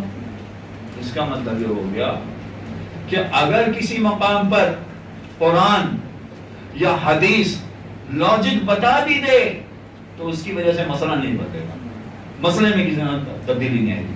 اور بھی مثالیں میرے پاس، مگر میں اب زیادہ آگے نہیں مثالیں پیش نہیں کر رہا تھا۔ ایک مثال میرے خیال میں اسی طرح سمجھ میں آ گئی کہ لاجک اگر آ بھی گئی تب بھی ضروری نہیں ہے کہ مسئلے میں تبدیلی آ جائے، مسئلہ اپنی جگہ پر رہے گا۔ تو اگر فقہ سمجھنا ہے کسی کو یا فقہ سمجھانا ہے کسی کو تو سب سے پہلے یہ سمجھانا پڑے گا کہ دیکھیں اس میں لاجک کی بات نہیں کیجیے گا، وائے کا سوال نہیں ہوگا، کسی طرح کا کوئی سوال نہیں ہوگا، وائے۔ ہاں اس کے بعد کا مرحلہ کیا ہے؟ اگر یہ چیز ذہن نشین ہو جائے کہ کسی طرح کی لاجک نہیں چلے گی اس میں، اچھا مغرب والوں کے تو بے شمار اس میں اعتراضات ہیں، بے شمار سوالات ہیں اس میں، لیکن ان تمام سوالوں کا جواب، یعنی آپ فرض کر لیجئے کہ ان کے 1000 اعتراضات ہیں، ان 1000 اعتراضات کا یہ ایک ہی جواب ہے کہ بھئی فقہ میں لاجک نہیں ہے، بس بات ختم ہو۔ وہ کہیں گے کہ یہ تو میں نے ایک مثال پیش کی، وہ دوسری بات یہ کہیں گے کہ بھئی مردوں کو 4 شادی کی اجازت کیوں ہے، عورتوں کو کیوں نہیں؟ یہ انڈر ایج لڑکیاں، یہ دعا زہرا، انڈر ایج لڑکیاں کیوں شادی نہیں کر سکتی ہیں یا کیوں شادی کر رہی ہیں؟ دونوں طرح کے اعتراض۔ اب اس میں باپ صحیح ہے یا بیٹی صحیح ہے یہ ایک الگ مسئلہ ہے، اس کو بھی طے کرنا پڑے گا فقہی مسئلے کے تحت۔ جو میڈیا میں شور شرابہ مچا ہوا ہے وہ اپنی جگہ پر، اس کی کوئی اہمیت نہیں ہے، اس مسئلے میں کیا صحیح ہے کیا غلط ہے وہ فقہ کے مسئلے کے تحت طے کرنا پڑے گا کہ کیا صحیح ہے کیا غلط ہے، لیکن اس کی تفصیل میں نہیں جا رہا ہوں، تو ایک الگ ٹاپک ہو جائے گا بالکل۔ تو اب یہ کہ انڈر ایج لڑکیوں کو شادی کی اجازت کیوں ہے، اور اس سے بھی بڑھ کر معاذ اللہ ثم معاذ اللہ وہ تو پیغمبر پر اعتراض کر دیتے ہیں کہ تمہارا پیغمبر تو وہ تھا کہ جو انڈر ایج لڑکیوں سے شادی کرتا تھا، معاذ اللہ ثم معاذ اللہ. تو یہ اعتراض، یعنی 50,000 قسم کے اعتراضات ہوں گے ان کے، اور وہ اعتراضات وہ گورے پیش نہیں کر رہے ہوں گے، کوئی اہل بیت کے چاہنے والے پیش کر رہے ہوں گے. بھائی ایسا کیوں ہے، ہمارے دین میں ایسا کیوں ہے، ہمارے مذہب میں ایسا کیوں ہے؟ سب کا جواب دیکھیے کہ فقہ میں کوئی لاجک نہیں ہے، جو معصوم نے کہہ دیا ہے اس کے مطابق تمہیں عمل کرنا ہے. اگر تم اہل بیت کے دین پر چلنا چاہتے ہو، اہل بیت کے ساتھ ساتھ چلنا چاہتے ہو، تو بس جو وہ کہہ رہے ہیں اس کو مان لو، اور اگر نہیں چلنا چاہتے ہو تو تمہارا راستہ الگ ہے، ملب ہو جاؤ، بس ختم ہو گئی. اب یہاں اگر یہ چیز ذہن نشین کرانے میں کامیاب ہو جائیں کہ دیکھیں فقہ میں لاجک نہیں ہوگی، تو اب فقہ سمجھنا آسان ہو جائے گا. اب سمجھنا زیادہ آسان ہو جائے گا کہ کیسے سمجھا جائے گا اس کو. اب اس میں دوسرا طریقہ یہ ہے کہ فقہ سمجھنے کے لیے اگر کوئی شخص پوری توضیح المسائل رٹ لے اور لفظ بلفظ اس کو یاد ہو، صفحہ نمبر یاد ہو، اس کو لائن یاد ہو کہ یہ توضیح کے صفحہ نمبر فلاں پہ فلاں لائن میں یہ والا مسئلہ لکھا ہوا ہے مثلا، تو آپ کو کیا خیال ہے کہ وہ فقہ میں ماہر بن گیا، فقہ کا ماہر بن گیا؟ توضیح المسائل کی بات نہیں کرنا، ساری اس نے عربی کتابیں بھی رٹ لی، ساری اس نے فارسی کتابیں بھی مرجع کی رٹ لی، وہ فقہ کا ماہر بن گیا؟ نہیں بنے گا. یعنی وہ لفظ بلفظ ساری کتابیں یاد کر لیں. اچھا یہ ضرور ہے کہ ان کتابوں کے بغیر پڑھے بغیر مہارت پیدا نہیں ہوگی. فقہ میں مہارت پیدا کرنے کے لیے ان کتابوں کو پڑھنا ضروری ہے، ان کو پڑھنا پڑے گا، اس کے بغیر مہارت پیدا نہیں ہوگی. لیکن فقط ان کتابوں کے پڑھنے کی وجہ سے مہارت پیدا نہیں ہوگی. اور یہی بڑا مسئلہ ہے کہ ہمارے یہاں کراچی میں کتنے سینکڑوں مدارس ہیں، اور سینکڑوں مدارس میں سینکڑوں خواتین پڑھ رہی ہیں، اور سینکڑوں خواتین میں سینکڑوں ذاکرائیں ہیں، اور یہ ذاکرائیں بھی اچھے اچھے مدارس میں پڑھ رہی ہیں، اور اچھے اچھے مدارس میں پڑھنے کے باوجود انہوں نے فقہ بھی پڑھی ہوتی ہے اور فقہ کے باقاعدہ دروس لیے ہوتے ہیں، مگر اس کے باوجود مہارت پیدا نہیں ہوتی، اس کے باوجود وہ مسائل کا جواب نہیں دے پاتی. مسائل کا جواب دینا مشکل ہوتا ہے ان کے لیے. وجہ کیا ہے؟ وجہ اس کی یہی ہے کہ فقہ باقاعدہ ایک سبجیکٹ ہے، جس سبجیکٹ میں آپ سب سے زیادہ محنت کریں گے اس میں سب سے زیادہ آگے نکل جائیں گے. کچھ لوگ فضائل پڑھنے میں بہت محنت کرتے ہیں، اس میں آگے نکل جاتے ہیں. کچھ لوگ تبرہ پڑھنے میں بہت محنت کرتے ہیں، اس میں آگے نکل جاتے ہیں. کچھ لوگ اخلاقی باتیں پڑھنے میں بہت محنت کرتے ہیں، اس میں آگے نکل جاتے ہیں. ہاں فقہ پڑھنے میں یہ لازمی ہے کہ فقط کتابوں کا پڑھ لینا کافی نہیں ہوگا. فضائل میں ممکن ہے کہ فقط آپ کتابیں پڑھ لیں تو آپ کو کسی کی ضرورت نہیں، آپ اچھے فضائل پڑھ سکیں. تبرہ میں ممکن ہے آپ کتابیں پڑھ لیں تو آپ کو کسی کی ضرورت نہ، آپ تبرہ اچھا پڑھ لیں، صحیح تبرہ پڑھ لیں. مگر فقہ میں ایسا نہیں ہو سکتا. فقہ میں کسی کی سرپرستی میں یہ سیکھنا پڑے گا، کسی کی سرپرستی میں یہ سبجیکٹ سیکھنا پڑے گا تب جا کے. اچھا کسی کی سرپرستی میں اگر آپ یہ سبجیکٹ پڑھیں تو آپ کو وہ کچھ اصول سکھائیں گے، کچھ اصولی باتیں بتائیں گے. ان اصولی باتوں کی وجہ سے آپ کئی مسئلے حل کر لیں گے، کئی مسئلے حل کرنے کے قابل بن جائیں گے. مثلا ایک مسئلہ آپ کو بھی معلوم ہوگا، اس پلیٹ کے بارے میں مجھے شک ہے کہ یہ نجس ہے یا پاک. تو کیا سمجھوں میں؟ ٹھیک ہے نا، یہ تو پڑھا ہے آپ نے، بالکل تو بالکل سمجھ میں آ گیا، یہ اصول آپ نے سمجھا. اس ایک اصول کی مدد سے آپ 1000 2000 5000 مسئلے حل کر سکتے ہیں. کیسے؟ بھائی میں روڈ پر جا رہا تھا تو وہ چیٹے اڑ گئے، اس کو میں پاک سمجھوں کہ نجس سمجھوں؟ ہمارے یہاں ہندو کام کرتے ہیں دفتر میں، تو وہ بیسن وغیرہ دھوتے ہیں، تو وہ بیسن دھونے کے بعد جو ہم وہاں جائیں اور ہاتھ دھوئیں یا منہ دھوئیں تو چھینٹیں اڑیں، چھینٹوں کو ہم پاک سمجھیں یا نجس سمجھیں؟ یہ سارے مسئلے ہیں. بھائی باتھ روم میں ہم جاتے ہیں تو باتھ روم میں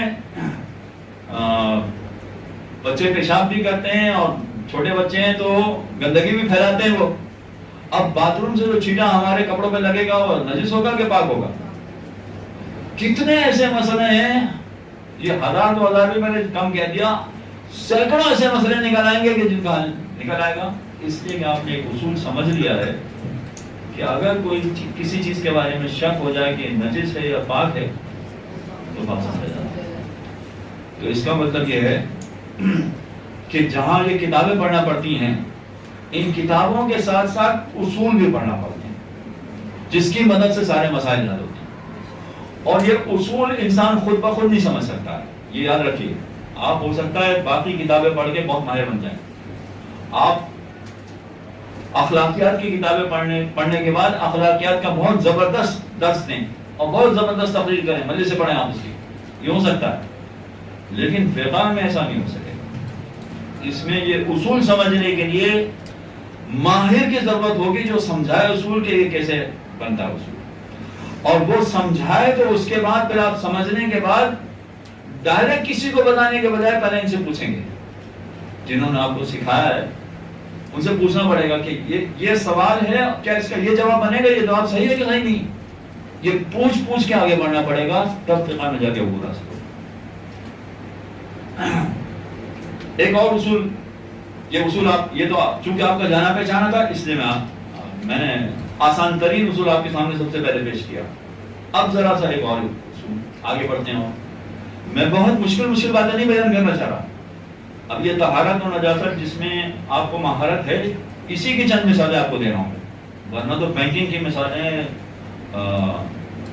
ریٹائرمنٹ کی مثالیں کہ آدمی ریٹائر ہو گیا تو کیا کریں، پرائز بانڈ کی مثالیں، انشورنس کی، پتہ ہزاروں ٹاپک ہیں، ان سب کی الگ الگ مثالیں ہیں. ایک اور مثال طہارت کی سن لیجیے، بس میرے پاس شاید گنجائش نہیں ہوگی اس کے بعد. اب یہ پتہ نہیں مجھے سلوات پڑھے ذرا میں جیب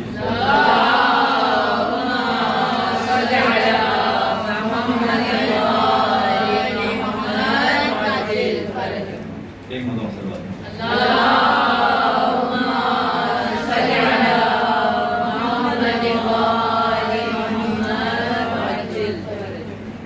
ایک اور طہارت کو اصول سمجھ لیں. اگر فرض کیجئے کہ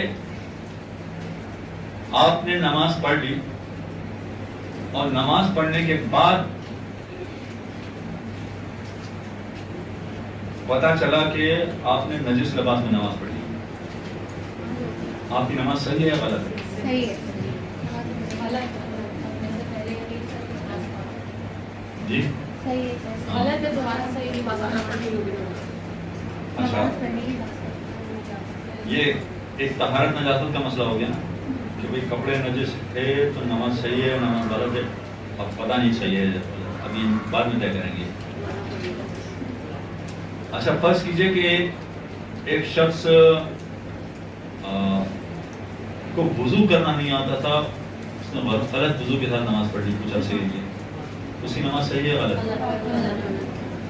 کیا ریزن ہے؟ اب کپڑے میں تو یہ کہہ رہی ہیں کہ نہیں نماز صحیح ہے، وضو میں کہہ رہی ہیں کہ نہیں صحیح نہیں. کیا ہوتا ہے؟ دونوں معاملے میں طہارت کا مسئلہ ہے.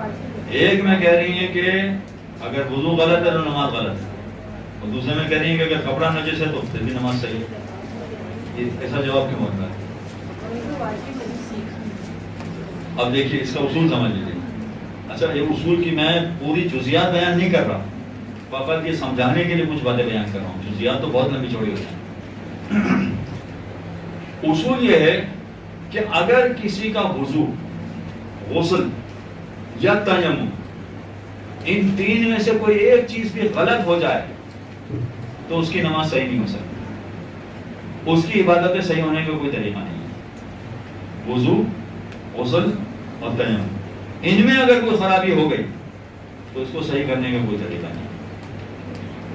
ہمارے پاس ایسے ایسے لوگ آتے تھے کسی زمانے میں کہ جن کی عمریں ہم سے 30 سال بڑی تھی، آج تو پتہ نہیں زندہ ہیں کہ نہیں ہے، اور کہتے تھے کہ ہم جب انڈیا سے ہجرت کر کے آئے تو وہاں جو مدرسے میں پڑھتے تھے تو مدرسے میں سکھایا گیا تھا کہ ایک مرتبہ وضو کرنا واجب ہے، ہاتھوں میں پانی ڈالنا، دوسری مرتبہ مستحب ہے، اور تیسری مرتبہ ڈبل مستحب ہے.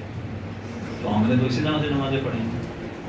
اب آپ بتائیے کہ ہماری نمازوں میں کیا ہو؟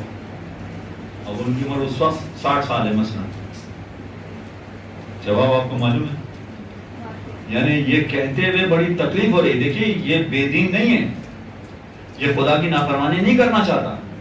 اس نے بیچارے نے خلوص کے ساتھ نمازیں پڑھی ہیں اور پورے دھیان سے نمازیں پڑھی ہیں, مگر کیا ہوا کہ اس نے غلطی. جو مسئلہ سکھانے والا تھا وہ صحیح نہیں جانتا تھا, جس نے بھی مسئلہ سکھایا اس نے مسئلہ صحیح نہیں سکھایا, تو اس کے مسئلہ نہ سکھانے کی وجہ سے اس کا موضوع غلط ہو گیا. چاہے اس کا کوئی قصور نہیں ہے, اس نے بالکل دیانتداری سے اپنی نمازیں پڑھی ہیں.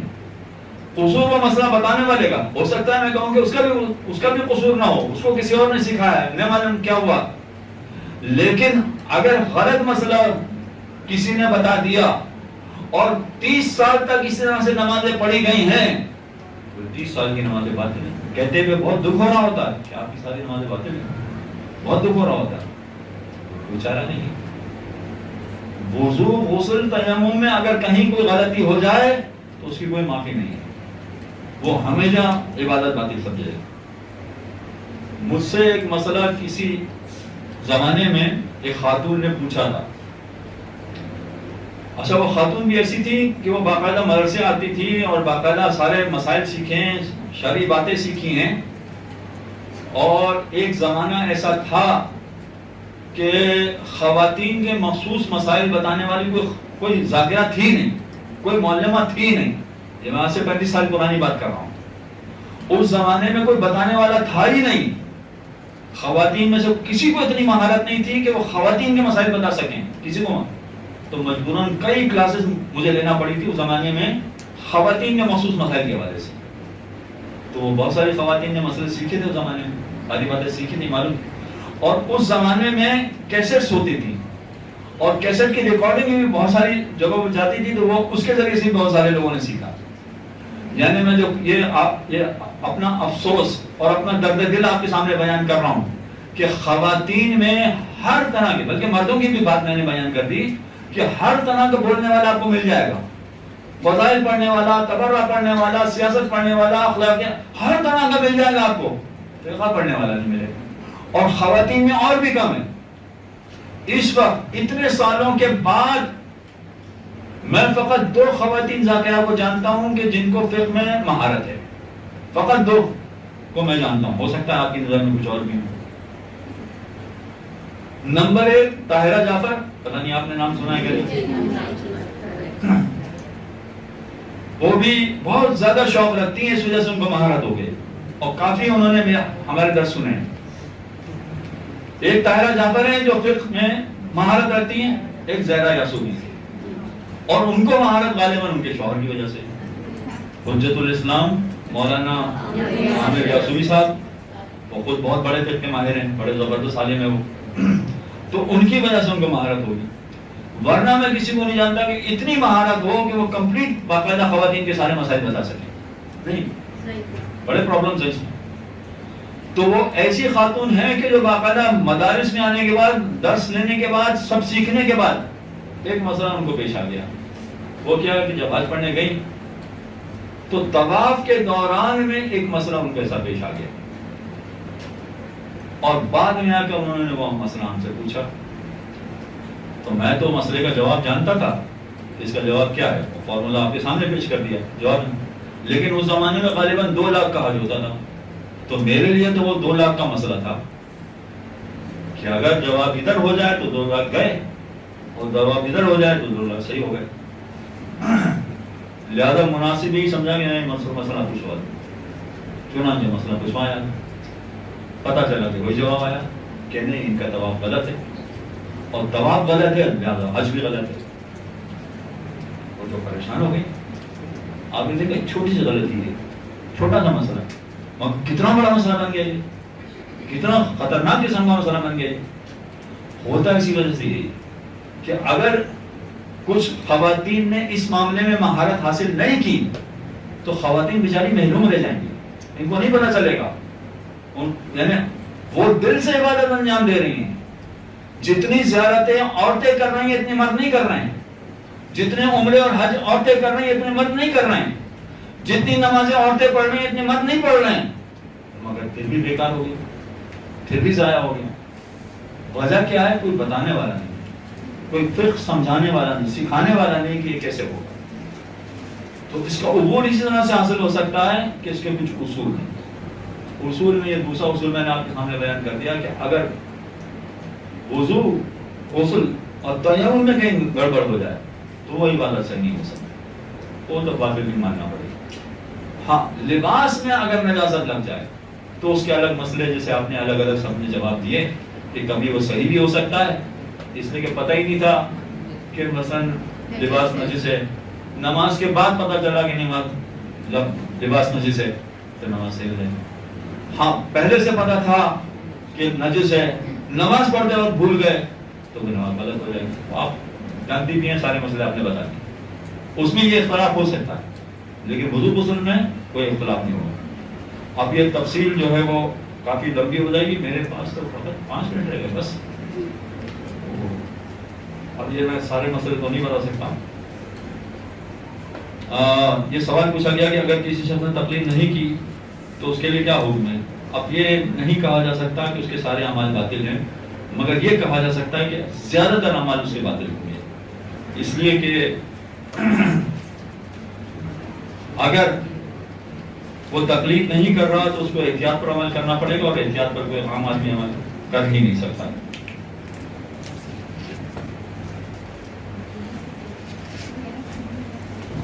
اچھا ایک مسئلہ جو ہے یہ غدیر کے حوالے سے پوچھا گیا ہے، اس کی تفصیل بہت لمبی ہو جائے گی، معذرت چاہتا ہوں اس کا جواب نہیں دے پاؤں گا میں.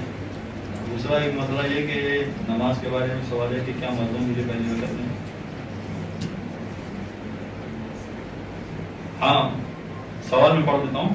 نماز کے بارے میں ایک سوال یہ ہے کہ مردوں کے لیے پہلی 2 رکعت میں اونچی آواز سے نماز پڑھنا چاہیے اور باقی 2 رکعتوں میں دھیمی آواز سے نماز پڑھنا چاہیے.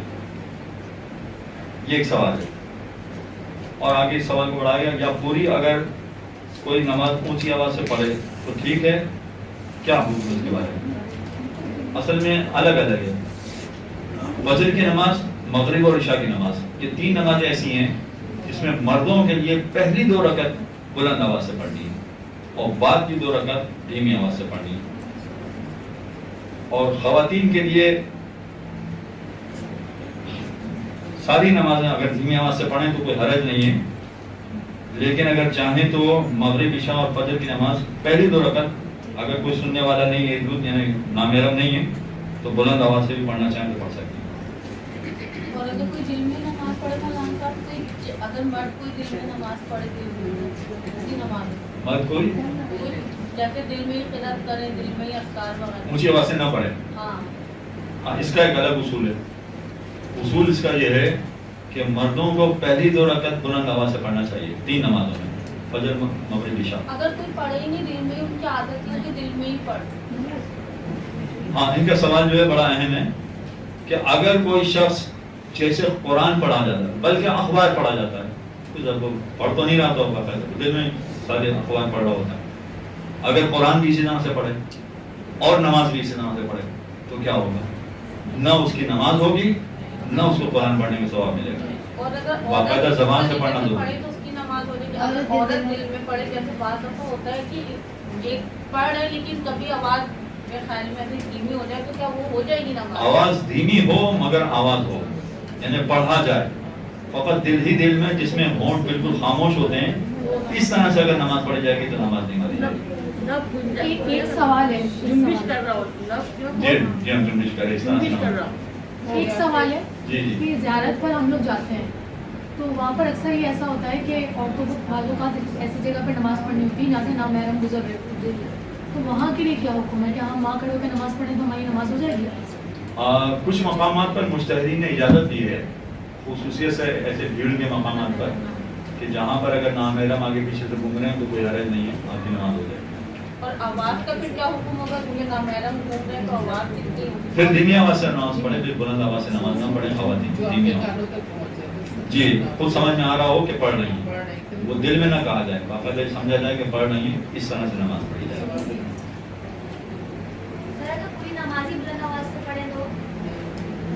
ہاں اگر پوری نماز بلند آواز سے پڑھیں کا مطلب یہ ہوگا کہ تیسری اور چوتھی نماز رکعت بھی بلند آواز سے پڑھیں، تو اگر غلطی ہو گئی ہے تو کوئی حرج نہیں. جان بوجھ کے کریں گے تو نماز باطل ہو جائے گی. سر نابالغ بچوں کو ساتھ کھڑا کر کے نماز پڑھائی جا سکتی ہے؟ یہ بھی اچھا سوال ہے. کیا نابالغ بچوں کو ساتھ کھڑا کر کے نماز پڑھائی جا سکتی ہے یا نہیں؟ ایسا کرنا اچھا نہیں ہے. وجہ اس کی ہے کہ جو مائیں ایسا کر رہی ہیں وہ کام تو بہت اچھا کر رہی ہیں, وہ تو چاہتی ہیں کہ اپنے ان کے بچے نمازی بنیں, نماز سیکھ لیں, قرات سیکھ لیں, تو کام بہت اچھا کر رہی ہیں. مگر ان کے دل میں یہ بات بھی ہے کہ میری نماز کے ساتھ ساتھ بچے میری نماز کو سنیں اور وہ نماز صحیح طرح سے پڑھیں اور نماز صحیح طرح سے سیکھ لیں. یہ بات جو دل میں ہے تو اس کا مطلب یہ کہ خالص اللہ کے لیے تو نہیں بھی نماز, یہ گڑبڑ ہو جائے. اس لیے بہتر ہے کہ نماز خالص اللہ کے لیے پڑھی جائے, باقی کسی چیز کو شامل نہ کیا جائے. البتہ اس میں تفصیلات اور بھی ہیں مگر وہ اس کی ڈیٹیل میں نہیں جاتا. اتنی آواز سے پڑھا جائے کہ بچے کمرے میں کھیل رہے ہیں, تو اتنی آواز سے کہ کوئی نامحرم موجود ہے کہ بچہ سنتا رہے اس طرح, یہ تو صحیح ہے. ہاں, اس میں وہی اگر فرض کیجیے کہ آواز بلند کر دی ہے اور اس نیت سے اس ارادے سے آواز بلند کر دی ہے کہ بچہ سنتا رہے, تو بات وہی ہوگی کہ بچے کو سنانے کے لیے بھی نماز پڑھے, اللہ کے لیے نماز پڑھے. اچھا ایک آخری سوال ہے. جی بس آخری سوال ہے. وہ یہ کہ جیسے پھر وہی زیارت والا حساب کتاب آ گیا کہ راستے ہوتے ہیں, سفر میں نمازوں کے اوقات ہوتے ہیں, کہیں پانی ملتا ہے کہیں نہیں مل رہا ہوتا, اور بعض اوقات خواتین کے لیے پانی ایسی جگہ پر دستیاب ہوتا ہے جہاں مرد سامنے ہوتے ہیں. اس سچویشن میں کیا حکم ہے کہ ہم کس طرح وضو کریں؟ آپ کے سوال کا جواب بہت لمبا ہے اور مجھے پتہ نہیں گنجائش ہے. البتہ نماز ہو سکتی ہے وہاں پر, نماز کسی صورت میں معاف نہیں, وہاں کی نماز پڑھنا پڑے گی. اگر پانی نہ ملے تو تیمم کا انتظام کریں, اگر پانی مل رہا ہے تو وضو ہی کے ذریعے سے نماز پڑھنا پڑے گی. اب آپ کا دوسرا سوال کہ نامحرم ادھر ادھر سے دیکھنے والے ہیں تو پھر کیا ہوگا؟ ایک منٹ لیں, تو پھر کیا ہوگا؟ ہاتھ کھولنا پڑیں گے ہاتھ دھونے کے لیے. تو ایسی صورت میں جی ایسی صورت میں اگر آپ کے لیے 2-3 خواتین مل کے حجاب کا انتظام کرنا ممکن ہو یا آپ کے محرم مرد ہوں حجاب کا انتظام کرنا ممکن ہو تو کرنا پڑے گا. یعنی حجاب کا بھی پورا خیال کرنا ہے اور وضو بھی کرنا ہے, دونوں میں سے کوئی بھی معاف نہیں ہوگا. شکریہ اللہ.